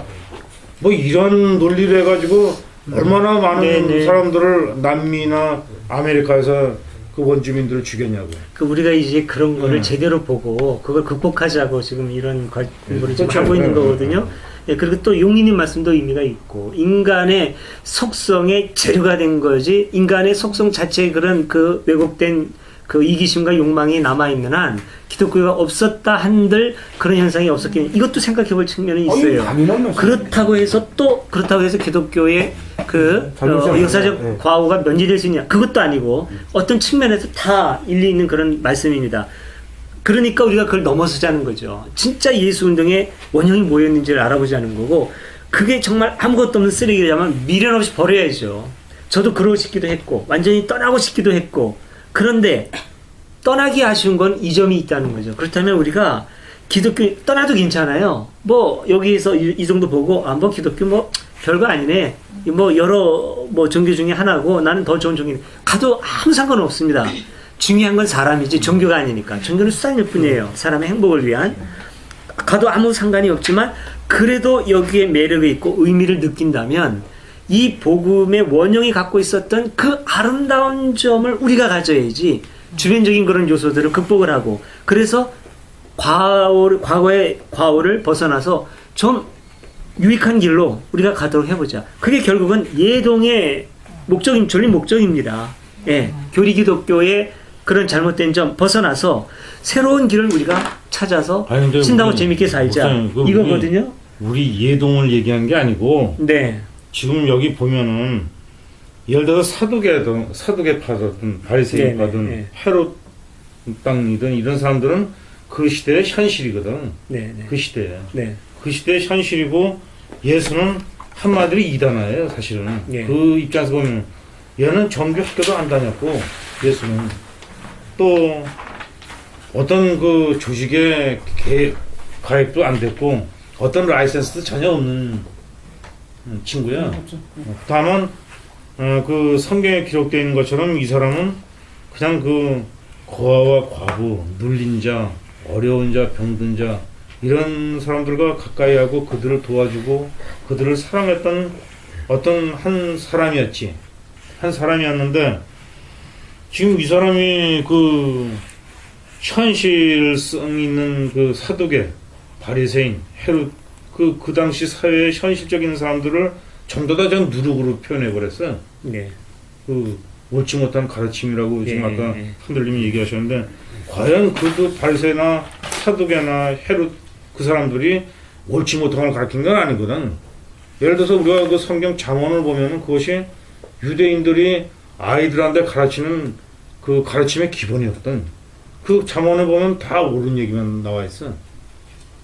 그 올바른 걸 가르친 거야 사실은. 근데 그거를 우리가 그건 아니고 이건 이거다 해가지고 그들의 얘기를 누룩이다라고 표현할 수도 없고 우리는 이 사람이 지금 예수가 뭐 누룩 얘기를 하니까 뭐 제자들이 빵 얘기를 했다고 해가지고 제자들을 우습게 그냥 취급해버렸는데 누룩 얘기하니까 우리가 현실적으로 빵 얘기를 생각할 수밖에 없는 거고 그런데 지금 예수가 지금 뭐라고 얘기하냐면 여기 제일 이게 문제가 있어. 저 뭐 12조 빵 뭐 물고기 2개하고 뭐 빵 5개가 5,000명을 먹이고도 12관계가 생기고 또 4,000명을 갖다가 이제 빵 7개를 넣어놔줬더니만 그 광주에 이게 12개가 남았다. 뭐 이 얘기를 그걸 잊었느냐라고 얘기를 지금 하고 있대. 현실적으로. 그 나는 그걸 현실적으로 내가 참 받아들이기가 참 힘들어요. 어떻게 보냐면 막 물고기 2마리와 빵 5개 가지고 5,000명을 먹일 수 있는 예수라고 하면 그건 무한한 능력이거든. 그걸 우리가 이제 지난주에 충분히 논의했는데 이제 안 계셔서 그런 거고 여기 여러 가능성이 있습니다. 메타포를. 예, 그러니까 이제 그 실제로 이렇게 이런 비슷한 사건이 있었다 하더라도 아, 그랬어요? 네네. 예, 여러 사람이 같이 가지고 온 음식을 나눠 먹은 사건일 수도 있고, 이 두 가지가 다른 사건이라기보다는 한 사건의 동전성의 가능성이 사실은 더 많아요. 근데 그거를 왜 여기 누룩하고 거기다가 좀 뭐야 갇혀가 지금 여기서 아니 여기서는 그런 뜻이 아니고 제자들이 빵을 안 가져오는데 그걸 얘기하신가 보다 하니까 저 예수가 질책을 한 거죠. 야 너희들 아이도 빵 걱정하고 있냐 옛날에 내가 다 먹여줬는데 그 얘기가 아니다 그렇게 판단을 네, 염려하지 말라. 그 뜻이 아니고 그게 아니고 사두개인이라고 형님 제가 여기서 이제 제 생각을 잠시 더 얘기하겠습니다. 그 이제 우리 김정신님이 뻥이다 쌩이다 뻥쌩 맞아요. 근데 이제 이거예요. 지금 우리가 뭐 어디서 무슨 행사를 한다 그러면은 사람이 모이는 곳엔 꼭 장사꾼이 오게 돼 있어요. 순두부 항아리에다 담아가지고 오고 뭐 와요. 그리고 내가 오늘 좋아하는 사람이 어디서 뭔 행사를 한다면은 내가 이게 갔다 잠시 올 것 같으면 몰라도 난 음식을 가져간다고 생각해요. 그러니까 우리가 오병이어의 역사는 예수님의 말씀을 듣고 감동을 받은 소년이 내놓은 물고기 뭐 5마리, 뭐 떡 5개, 물고기 이런 것들을 누가 내놓다 보니까는 이 사람 저 사람이 내놓은 거예요. 그러니까는 사실은 먹을 게 없었던 게 아니고 많이 갖고 자기가 개개인이 소유했지만 어느 순간에 예수님의 그러한 좋은 말씀, 사랑, 나눔 이런 걸 듣고 다 내놔서 먹고도 남았다는 거거든요. 이거 충분히 이해 안 돼요. 근데 이것이 무슨 하늘에서 뭐 떨어졌다 이렇게 받아들이면 이건 진짜 문자주의죠. 그 가능합니다. 만약에 그건 맞아요. 그건 맞는데 저희가 여기 내려와 가지고 그 좋은 데서 형님 그 손자의 그 좋은 음식 먹고 저희 가서 먹고 오늘 이렇게 풍요로운 식사를 나눌 수 있는 것은 작은 오병이에요. 소미님이 그것이 아니라는 게 아니고 이런 예수의 평소의 예수를 보자면 갑자기 누룩 얘기다 이런 얘기를 한다는 게 너무 뭐랄까 내용상으로 무리한 전개라는 거죠. 그래서 내 생각은 이렇게 없는 얘기를 지어다 붙이다 보니까 무리하게 전개할 수가 있어요. 실제 이런 일이 있었던 것이 아니라 이제 제자들이 계속 먹는 걸 가지고 고민을 하니까는 왜 그 먹는 걸 가지고 고민을 해? 내가 이렇게 해서 내가 어느 날 쌩을 까니까는 막 이상한 두 사람이 내놔가지고 이렇게 많은 사람이 먹고도 남은 거 못 봤냐? 그렇습니까? 그리고 자 이제 좀 정리하죠. 예, 시간도 많이 갖고 좀 정리하죠. 이 문단으로 나눠진 이런 부분은 사실은 완전히 별개의 전승이 기록되면서 가깝게 편집됐을 수도 있는 거예요. 꼭 연결되는 그런 사건만이 아니고, 그러나 완전히 또 구분된 그런 사건이라고 볼 수 없는 게 문맥의 흐름을 보면은 먼저 기적을 가지고 논하죠. 당신 기적을 보여라. 예, 그러니까 예수님이 우리 기적 사실은 뭐 너희한테 기적 볼 게 없어 하고 기적에 대해서 이게 부정을 하는 듯한 그런 말씀을 해요. 기적이 중요한 게 아니다. 근데 그 다음에 보면은 사실은 내가 기적을 베푼 게 있지 라고 하면서 기적을 언급해요. 예, 기적이 내가 행한 적이 있다라고 말하는 게 아니라 사람들이 기적이라고 생각, 오병이어 이게 얼마나 큰 기적입니까? 이게. 그런데 예수님은 기적에 대한 얘기를 하지 않고 너희들한테 보여줄 기적 없어. 그렇게 본다면 더더군다나 이 오병이어 사건은 기적이 아니었을 가능성이 큰 거죠. 사람들이 생각하는 하늘의 증조, 어떤 신통한 그런 기적이 아니죠. 예. 사람들에 의해서 완전히 그 사회적으로 합리적인 방식의 어떤 그 뭐라 그럴까요? 그, 예, 먹거리 문제 해결. 그걸 수 있는 거죠. 근데 진짜 기적은 요런 거지. 너희들이 생각된 그런 허황된 기적? 그쪽이 아니다. 이런 식으로 논리적으로 연결될 수도 있는 거예요. 지금 이게. 예. 근데 그런 건 금모으기 했을 때. 네? IMF 터졌을 때. 네네. 금모으기 운동 같은 거. 네. 그러니까 그렇게도 볼 수 있고. 금모기 말씀 나오니까 그래서 금모기를 했을 때 네. 어느 사람이 진짜 막 그 몇십 돈짜리 몇 냥을 내놓은 적이 있는데 그거는 불과 5사람도 안 돼요. 모든 그 사람들이 돌반지 그동안 많았던 거 이런 거를 다 내놨다고 그러잖아요. 네. 그러니까 전 국민이 동참했다고 그러잖아요. 그것은 하나의 기적이다. 외국에서는 그렇게 봤던 거예요. 네. 그러니까 진짜 많이 가졌던 사람, 막 이렇게 벽돌식의 금덩어리 가진 사람은 내는 사람이 아니 한 5사람 있었어요. 그 중에서 이제 천주교 신자가 2명이나 있었어요. 그랬는데 다 음반지 반돈 뭐 한돈 이런 거를 이 사람 저 사람들이 다 내놔가지고 그때 위기를 넘기는데 일조를 했다. 이게 기적이다 그거죠. 예. 그러니까 여기에서도요 보면 그렇습니다. 이 사람들이 전통적으로 유대인이 갖고 있었던 바리새이파 사람, 사두개파 사람, 아니면 헤롯 당원들이 동시에 와서 요구하는 게 뭐냐면 당신이 정말 하나님의 아들이고 하나님의 사람이라면 징조를 보여라. 하늘의 징조를. 근데 거기에 대해서 예수님이 니들이 요구하는 그런 징조 보여줄 거 없어. 내가 보여주는 건 이거야 라고 연결이 된다면, 그러면서 나오는 게 오병이어죠. 우리의 해석이 맞다면 역시 예수는 사회적이었다는 거죠. 사회적이었고 현실적이었고 현실 나눔의 공동체가 예수가 지향한 예수 운동이었다라고 하는 게 여기서도 드러나는 거죠. 이것도 물론 제 해석일 수 있어요. 제가 이렇게 보고 싶으니까 이럴 수도 있지만, 그러나 그럴 가능성이 여기서는 얼마든지 보이죠. 다만 마태복음에서 이 시대가 기적을 요구하니까 내가 하나 보여준다면 요나의 기적밖에 따로 보여줄 게 없다. 요나의 기적은 물고기 뱃속에 있다가 3일 만에 살아난 거. 물론 이것도 문학이지만 요나는 실제 사건이 아니라 문학으로 봅니다. 예. 근데 어쨌든 예수가 이렇게 언급하니까 실제 사실처럼 되고, 이게 예수님의 사흘 만에 부활, 무덤에서 확 일어나는 것처럼 예수 스스로 예언한 것처럼 돼버렸어요. 그러나 이거는 이미 이때, 이거는 마태 신학일 수 있는 거죠. 실제 예수의 그 사건이라기보다는. 그리고 이렇게 봤을 때 또 문제되는 것은 마르코의 편집도 문제가 될 수는 있어요. 결과적으로 이런 과정을 통해서 나중에, 그러니까 뭐 기적 얘기 나오고, 그 다음에 그들 누룩 조심하여라 그러고 나는데, 그 다음에 보면은 또 이제 성경 나오는데 이걸 막 고쳐주고 이런 식의 얘기가 나온단 말이죠. 보는 시각에 따라 지금 그럼 이것도 뭐야, 또 다시 비현실적인, 예? 그런 뭐 사기로 가는 거야. 예수가 뭐 소경을 눈 떠주고 또 이렇게 나가, 이렇게 볼 수도 있지만, 우리가 지금까지 봐왔던 대로 의미를 본다면 역시 예수의 관심의 대상은 변하지 않아요. 소경, 예?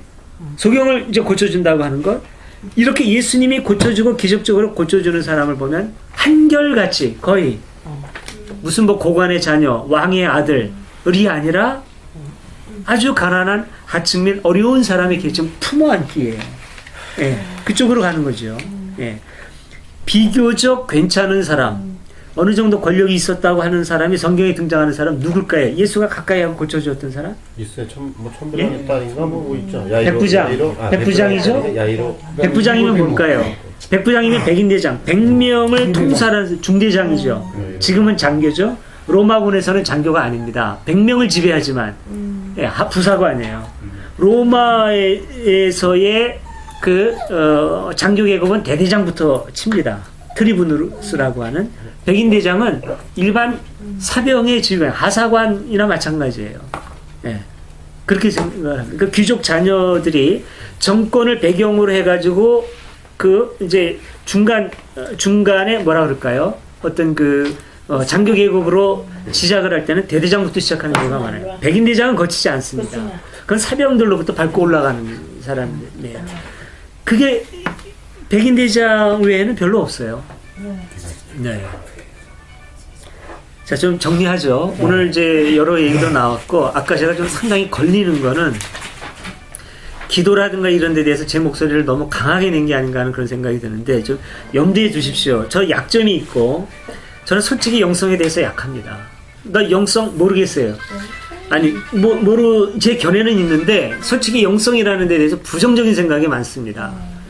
영성이라는 게 우리의 일상성과 분리된 영성이 논해지는 경우가 너무나 많아요. 근데 전 그래요. 일상성과 분리된 영성이 도대체 무슨 의미가 있는가? 우리의 일상성을 충만하게 하고 풍요롭게 해주는 영성이라면 좋아요. 근데 자꾸 이렇게 분리되는 것 같고, 그 추상적인 게 영성이라는 미명으로 우리의 일상성을 침해한다면 저는 갖다 버리고 싶은 거죠. 저는 일상성에 충실하고 싶고, 그래서 그 점에 대한 어떤 매력을 못 느끼는 것일 수도 있고 그래요. 또 이제 개인적으로 게으른 성격도 있고, 저 영성하고 싶지 않아요. 무릎 꿇고 기도하는 거 힘들어서 싫고, 참선 108배 그 힘든 거 하고 싶지 않습니다. 얻어지는 게 얼마나 많은지는 모르지만, 이번에 부처님 오신 날 우리가 행사로 하게 되면 부처님 존경하는 의미로 하는 거지 108번 자체의 의미를 두고 내가 영적으로 뭘 깨달아 볼까? 저 그런 생각 없어요. 근데 제가 그렇다고 해서 그쪽 가치를 무시하고 싶지는 않습니다. 근데 아까 제가 좀 무시한 것 같아서 지금 걸리는데, 그쪽에 의미를 두고 하시는 분이 있다면 제가 죄송하고, 추가하세요. 좋습니다. 어차피 종교는 영성이 있는 거죠. 단 저는 이런 생각을 갖고 있고, 제가 오버한 거는 사과하되 제 이런 생각도 존중받고 싶어요. 그리고 예동은 이것도 존중해 주기를 원합니다. 예. 그리고 저는 앞으로도 전 기도를 하고 싶지 않고, 낯간지러워서 기도 못 하겠어요. 하나님 이거 해주세요. 하나님한테 그 기도하는 것보다 차라리 당신이 냉철하게 생각을 해가지고 합리적으로 접근하는 게 아마 더 효과적일걸? 전 이렇게 말하고 싶어요. 예. 아니, 그것도 하고, 그것도 하고. 질문 있어요. 그런 정도도 하고. 지금 하고 싶은 분을 하고, 저는 하기 싫으니까. 지금 하시는 말씀의 주저라고 해야 되나? 일상성을 말씀하시고, 전에도 종종 거론하셨는데요. 예. 그 일상성이라는 게 사람마다 틀리잖아요. 예. 지금 제가 들리기에는 그런 느낌이 들어요. 근데 말씀하시는 그 일상성이 모든 사람에게 보편적으로 적용이 되는 것인지. 아니, 그건 아니고. 예. 근데 이제 예를 든 이런 것들은 저의 일상성. 그런데 모든 사람들에게 보편적으로 모든 사람이 받아들일 수 있는 일상성이라는 거 있잖아요. 우리가 살아가면서 경험할 수 있는 거. 일상성이라고 하면, 영성하면 주로 우리가 생각하는 게 어떤 초월성을 생각을 하잖아요. 영성이라는 개념도 사실은 참 애매한 개념이에요. 영이 도대체 뭔데요? 예? 과학적으로 증명이 된 건가요? 학문적으로 정리가 된 건가요? 종교적으로 쓰는 용어 중에 아주 애매한 용어 많아요. 그 중에 대표적인 게 하나가 영성이에요. 영성에 관심을 갖고 저도 많이 제 나름대로 자료도 찾아보고 연구도 해봤는데, 그것처럼 애매한 것도 없어요. 신학자들도 애매하게 돌리고 이 교만한 생각인지 몰라도 제가 그나마 구체적으로 정리했다고 저는 생각합니다. 제가 생각하는 영성은 관계성이에요. 관계성. 인간관계. 예, 인간관계만이 아니라 절대자와의 관계. 예. 적어도 우리가 그 신을 절대자라고 궁극자라고 생각한다면 하나님과의 관계, 이게 영성의 핵심이라고 본다면 세상 모든 것을 하나님과의 관계로 놓고 보자. 그럼 다 귀한 거죠. 격이 없어져요. 귀한 게 없고 나쁜 게 어디 있어요. 전능하신 하나님이 창조물로 고백하는데, 저는 영성의 의미가 있다면 이런 식으로 생각하는 영성을 저는 주장하고 싶어요. 단 그것도 강하게 주장해서 일상성을 해친다면 보류하고 싶고, 아주 구체적인 걸 얘기하자 말이죠. 사람 귀하게 여기고, 공자님처럼 전 차라리 공자님 그 아주 속 시원하게 그런 거야. 하늘의 뜻이 뭡니까? 물어봤을 때 야 내가 땅의 일도 다 모르는데 하늘의 일을 어떻게 알아? 오케이 바로 그런 거. 네. 땅의 일부터 제대로 논하고 나서 얘기하자는 거죠. 애매한 얘기하지 말고 저 하늘의 뜻 깊이 모르겠어요 잘. 다만 사람이 사람 해치면 안 된다. 이거는 저 알겠어요. 견해 다른 거 존중해줘라. 내가 적어도 이렇게 솔직한 거라고 한다면 인정해줄 줄 알아야지. 내 예수님 정신 존중하고 예수 운동의 뜻의 의미를 도는데 기독교의 전통적인 교리 존중하지 않으니까 너 기독교인 아니다. 그따위 소리 하지 말고 솔직히 나도 기분 나쁘니까 제 주장은 이제 오늘 제가 많이 흥분하는 것 같은데 이런 거죠. 네, 이렇게 현실적으로 전 이런 게 공유될 수 있는 일상성이라고 봅니다. 그렇지 않나요? 일상적으로 사람이 정직하게 열심히 살아가는 사람 다 존중해야 되고 사람이 사람 해치지 말아야 되고 이거 누구나 공유할 수 있는 상식이고 일상성 아닌가요? 가장 평범한 건데. 네. 그러면 이거보다 더 귀한 영성이라는 거 도대체 뭔데요? 부모가 제가 부모 역할 제대로 안 하고 교회 가서 천하를 움직일 만한 어떤 귀한 진리를 깨달아요? 도대체 그놈의 진리가 뭔데 부모 역할도 제대로 안 하고 그놈의 걸 찾아야 되는데요. 네. 증명되지도 않는 거 지 혼자 만족하고. 그러니까 저는 일상성이라고 하는 거를 영성보다 저는 더 높게 보는 거죠. 아니 산들님은 영성을 자꾸 이제 어떤 기존 기독교의 그 관점으로 해석을 해요. 그래서 자꾸 거기에 화를 내고 거부를 하시는데 해석을 하는 게 아니라 그 영성에 대해서 화를 내는 아니 거예요. 그러니까요. 거기에 화를 내시는데 지금 말씀하신 바로 하나님과의 관계성이 네. 어떻게 일상에 적용되느냐 하는 네. 경천 애인하고도 마찬가지 맞물리듯이 네. 영성이 바로 일상성을 좌우하게 되는 거죠. 예를 들어 내가 어떤 뭐 명상도 좋고 뭐 성경 말씀도 좋고 혹은 뭐 노자도 좋고 그걸 보다가 깨달았어요. 영성이에요. 얻었어요. 그러면 이것이 일상에서 분명히 달라지고 나타나죠. 이것이 연결되는 것을 영성이라고 말씀해 주셔야지 자꾸만 기존 기독교 영성 하나는 영성 싫다 이러면 사실은 보고 있고 듣고 있는 분들은 뭐 영성이라 하면 무조건 나쁜 거야 이렇게 되기 쉬운 거죠. 그 문제도 그렇고 여기서 저도 이제 그 뭐 사두개인 바리새인 헬로 땅에 유력을 조심해라 교훈이잖아요. 가르침이잖아요. 근데 저는 이것도 그래요. 전통적으로 자신이 갖고 있는 어떤 생각, 나의 산만이 정석이다. 이것이 최고봉이다 하는 그런 것도 이게 잘못된 가르침이라고 생각해요. 그러면 예를 들어 어떠한 모형을 어떤 구축해놓고 자 이것이 옳은 삶이다. 아까 산들님 뭐 예를 들어 먹탐님 신들매도 그럼 그 삶만이 최고의 삶입니까? 아니거든요. 그건 제 개인적인 그러니까 그것도 교훈에 해당하는 거예요. 정통이라고 하는 정통성을 거기 부여하지 마시라는 거예요. 아니 그러니까 바로 내가 생각하는 이 삶의 행태가 최고라고 거기에다 부여하시는 거는 위험하다는 거죠. 그거는 교훈이고 가르침이 계속 제 경우라고 제가 얘기하죠. 제 경우라고 얘기를 계속하는 거고 영성에 대한 건 맞아요. 아라님 말씀이 맞아요. 맞는데 그거는 제 영성이고 저 영성에 대해서 그렇게 생각한다고 얘기했죠. 제가 생각하는 영성은 관계성이고 그렇다. 다만 아라님 말씀처럼 이걸 저는 절대 하고 싶지 않은 거예요. 그러면 제가 생각하는 영성이 그러면 다른 사람이 추구하는 영성, 정말로 참선하는 사람들의 영성, 전 그 세계 모르겠거든요. 매력도 안 느끼고 하고 싶지도 않아요. 근데 영성은 내가 해석하는 게 맞다 그래 오히려 역으로 이 영성을 부정하게 되죠. 근데 전 그러고 싶지 않은 거예요. 그 세계는 제가 경험해보지 못한 세계고 잘 모르겠고 또 그렇다고 해서 매력을 느끼지도 않고 난 잘 모르겠다. 꼭 참선이 아니라 일반적으로 모든 걸 9월 22일 날요 애동에 저기 찍어놓은 동영상에 지금 말씀하신 그대로 있어요. 영성이 에너지래요. 에너지 일상성을 그 말씀을 정확하게 그러니까 근데 그것도 한 저 그거 보고 이제 지금 말씀이 지금 와닿는 게 근데 아라님 염려하시는 건 알겠어요. 제가 개인적인 거라고 하면서도 너무 강하게 주장을 하니까 사람들이 객관적으로 영성 자체에 대한 부정처럼 느낀다는 말씀을 알아듣겠습니다. 그건 제가 좀 생각을 해보겠고. 잠을 자고 싶다는 거예요. 그렇죠. 그것도 영성이에요, 사실은. 네, 왜 영성이라는 것이 부정적으로 지금 우리가 인지할 수밖에 없는 상황이 됐는가? 라는 거 보면 영성을 뭐 발현한다 그럴까라는 이런 것들이 되게 보면 기도인데 기도와 자기 사실 그러니까 그것을 예수님이 대표적으로 이제 세리의 기도와 바리새인의 기도를 난 예를 들었다고 보는 거예요. 그러니까 이 영성이라는 것이 자꾸만 드러내고 그것이 광고되고 표출이 되는 것들이 문제라는 거예요. 원래 진실한 영성은 자꾸만 숨겨지고 내면화된다는 얘기예요. 이걸 잘 생각을 해야 돼요. 왜냐면, 근데 우리 지금 현재 이 땅에 기독교가 갖고 있는 영성이라는 의미는 거의 80%가 사기라는 얘기죠. 그러니까 여기에 대해서 지금 산들님이 거부할 수밖에 없는 거예요. 그건 너무나 당연한 거예요. 나는 그런 것들을 거부한 사람들이 모인 것이 예동이라고 보고 예동에서 그렇죠. 얘기하는 영성은 그런 영성이 아니라는 얘기예요. 예, 당연해요. 그래서 영성 일반적으로 우리가 이 땅에서 얘기하는 영성이라는 거는 당연히 이제 우리가 버려야 될 것들이에요.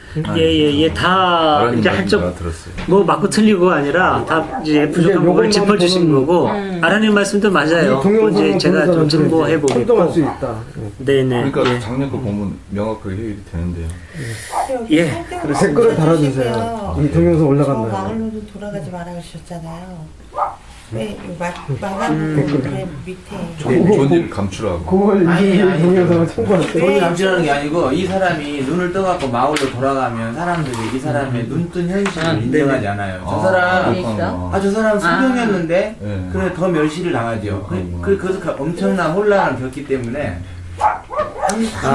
그리고 이 표현은 사람들이 현실을 보지 않아요. 이거 아니고 아직까지는 자신의 어떤 드러내지 않으려면 일을 활동을 더 하고 싶어서 알리지 말아요. 그거 아니에요. 활동을 더 하고 싶어서 그거 아니에요. 아니 이게 다른 성경에 보면은 이 비슷한 사건에 그런 경우가 나왔어요. 먼저 가서 사제한테 네가 가서 보여라. 그러니까 옛날엔 그런 게 있습니다. 이제 병이 낫거나 그러면 사제한테 가서 확인을 받은 다음에 그 다음에 마을 사람들하고 어울리는 게 허용이 됐어요. 왜냐하면 전염병이나 이런 걸 막기 위해서 이런 피부병 같은 거 이제 우리가 주로 문둥병이라고 알고 있죠. 이런 전염병 같은 게 있을 때 격리를 시켰거든요. 전염병을 막기 위해서.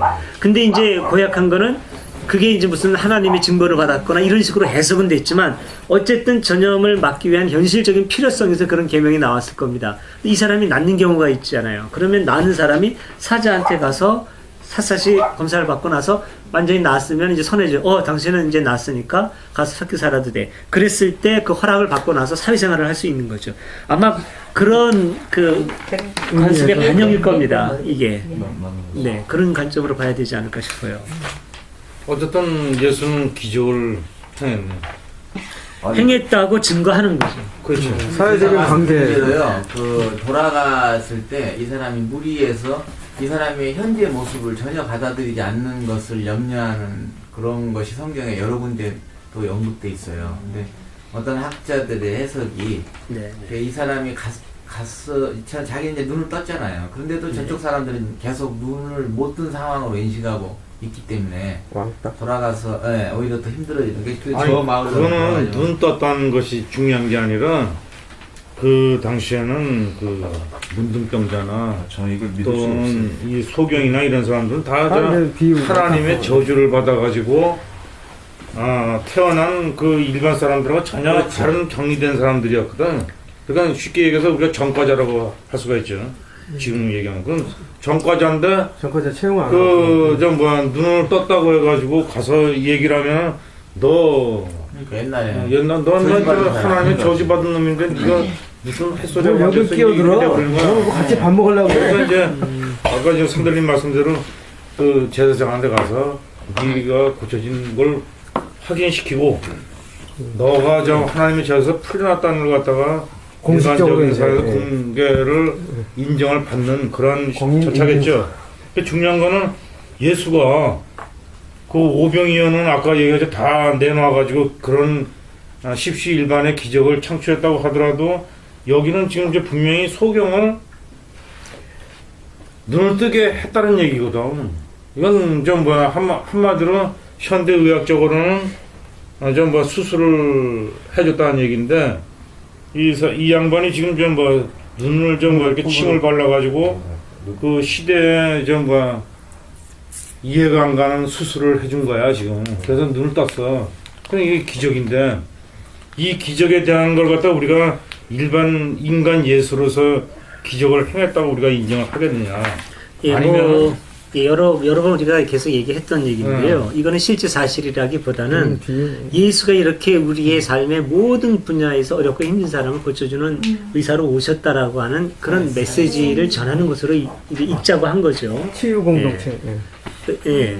이 사람이 처음에 전한 얘기하고 전승 과정에서 이게 바뀌어질 수도 있고 전승 과정에서 조금씩 얘기가 발전하는 경우가 많이 있지 않습니까? 예, 뭐 우리 선생님은 이런 분이었어. 아니 이랬대. 그러다가 천사까지 되는 것처럼. 마가복음이나 요한복음에서 예수의 5대 기적이라는 게 있잖아요, 그죠? 뭐 물 포도주로 만들었다든가, 무리를 걸어가다. 무리를 걸어간다든가, 죽은 자를 살린다든가, 뭐 이런 기적들이 우리가 다만 그분이 그 하나님의 아들로서 우리에게 주는 메시지라고만 받아들이거냐, 실제로 하나님의 아들로서 그분이 그러한 기적을 행하고 그것이 오늘날 이 기독교인들한테 영적으로 전달되고 어떤 뭐 심적으로 뭐 부활했었던 간에 그들을 또한 그런 기적을 행하는 건지 이런 거는 우리가 생각해 볼 문제겠고, 순복음교회가 그 엄청나게 그 발전하고 커진 사람들이 기적 그 많은 기적들이 있었고 그것이 이제 구두로 전해지고 뭐 이렇게 합쳐져 가지고 그 엄청난 무리를 갖다 지금 이루어 가지고 지금 세계 최대의 교회로 만들어 놨는데, 그럼 그런 것들이 전혀 비현실적이냐? 그렇잖아, 우리가 현실로 받아들일 수 있는 거냐? 이런 것도 우리가 생각해 볼 필요 있어요. 왜냐면 나는 어떻게 볼 때는 조영기가 어떤 면에서 참 부정적인 측면도 있지만 어떤 면에서는 그분이 그 성경을 인용하고 설교하는 모든 사람들 속에서 참 그 낙심된 사람들한테 희망을 메시지를 주고 병든 자를 고쳐주고 또 이끌어주는 그런 그 여러 가지 일들이 사실은 우리 주변에 항상 있기 때문에 그 사람들이 그만한 위치에 존재하고 있거든. 그걸 우리가 무시는 못한다고. 근데 그거를 지금 이제 예수의 기적은 그냥 어떤 의미적인 메시지로 우리가 받아들인다고 하면 아니 근데 한두 명이 산속에 가서 나은 사람 아니 그건 나을 수 있죠. 그렇게 안 믿고서도 그냥 자연식으로 포장해가지고 많은데 그런 뜻이 아니고 포장하고 가공해가지고 눈먼 사람이 즉시에 낫느냐 이거예요. 물리적으로 절름발이가 갑자기 일어나가지고 걷느냐 이거예요. 그거 그건 아니잖아요. 옛날에 내가 어릴 때가 국민학교 한 1, 2학년쯤 됐을 때 그 6.25 사변 때인데 그 대구 동천이라는 큰 내과에 그 박태선이가 와서 부흥회를 했어. 뭐 지금 내가 생각하면 사귄지는 뭔지는 모르지만 어쨌든 간에 거기 참석했던 사람들 전부 다 금반지 빼고 뭐 심지어 값어치 나가는 옷까지 다 벗어서 바치면서 그 박태선 할렐루야 아멘하고 그랬거든. 그때 그 사람이 이루는 기적이 뭐냐면은 안진뱅이가 일어나는 거야. 예? 병든 자가 나와서 걸어다니고. 그게 객관적으로 증명된 건 하나도 없고요. 전부 다 카더라 통신이에요. 일단. 예. 성경도 마찬가지입니다. 카더라 통신이에요. 아니 근데 그 당시에는 그것이 카더라가 아니고 그 현장에서 눈으로 보고 반지를 빼서 바구니에서 보셨어요? 네? 그랬다 카더라 아닙니까? 누가 그때 당시에는 그랬다 카더라죠. 아니 주민님 보셨어요? 저는 어릴 때 얘기지만 그러니까 다 그래요. 왜냐면 내가 박태선의 그 5만 재단이나 2만 재단을 내가 가봤어.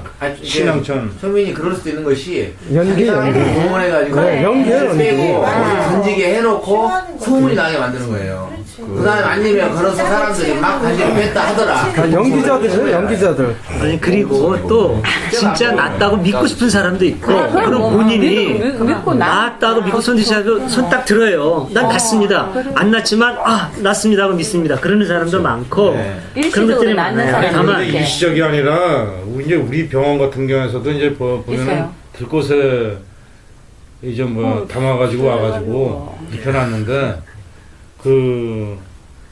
진짜 일반 큰 종합병원에서 못 고친 환자가 일어나서 걸어다니고 나와서 퇴원하는 경우도 있거든. 근데 그 사람이 어떤 식으로 완쾌가 됐냐면은 처음에는 저놈의 찬송가 소리 안 들었으면은 살 것 같다고 하던 할머니가 나중에는 찬송가를 411장 같은 거는 1절부터 4절까지 다 해요. 그리고 나와 독창도 부르고 그럴 정도로 고쳐졌는데 우리가 볼 때는 내가 볼 때는 그 사람이 어떤 기적이나 어떤 놀라운 어떤 힘에 의해서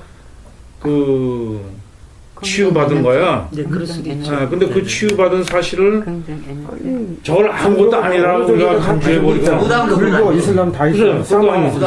그런 사람들이 아무것도 아니라고 우리가 판단할 수가 없는 거지. 그러니까 어떤 면에서는 영성이라든가 어떤 신비감이라든가 이런 것도 인간 살아가는데 기적이라는 말이 있듯이 어떤 그런 것이 우리에게 생활 속에 조금씩은 다 있다는 얘기지. 자기 삶에 따라서 다 받아들이는 거죠. 캐나다의 퀘벡에 가면 어떤 생조셉 성당에는요, 그러니까 못 걷는 사람들만 치유해주는 수호성이 있다고 해요. 그 수호성이. 근데 거기 가면 지팡이가 5만 개가 있습니다. 거기 왔다가 지팡이를 짚고 왔다가 목발이나 지팡이를 놓고 간 게 5만 개입니다. 그 5만 개가 모든 성당과 그 큰 성당의 벽과 문을 다 채우고 있어요.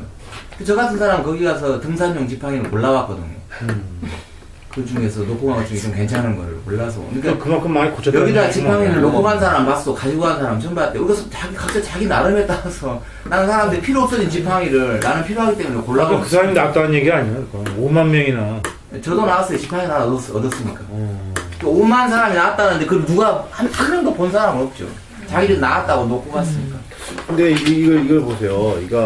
우리가 기적을 갖다 들고 라고 생각하는데 우리가 칼 갖다 이렇게 베잖아요. 예? 한 일주일이면 이게 싹 나잖아. 어떻게 보면 이게 굉장히 기적 아니에요. 이거 어떻게 보면은. 근데 마찬가지 우리 인체 속에는 우리가 알지 못하는 것들이 굉장히 많이 일어나고 있잖아요. 간을 갖다 반으로 딱 쪼개면은 몇 개월 사이면 간이 생기고 하잖아요. 마찬가지예요. 우리가 모를 뿐이에요. 그런 것들이. 예?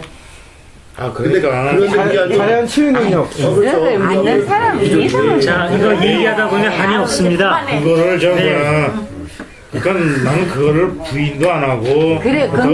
맞아요. 그런 것이 우리의 삶 속에 현실은 녹아져 있다는 얘기를 하는 것뿐이야. 맞아. 2차, 3차 다음에 식사 자리에서 다만 있을 수 있습니다.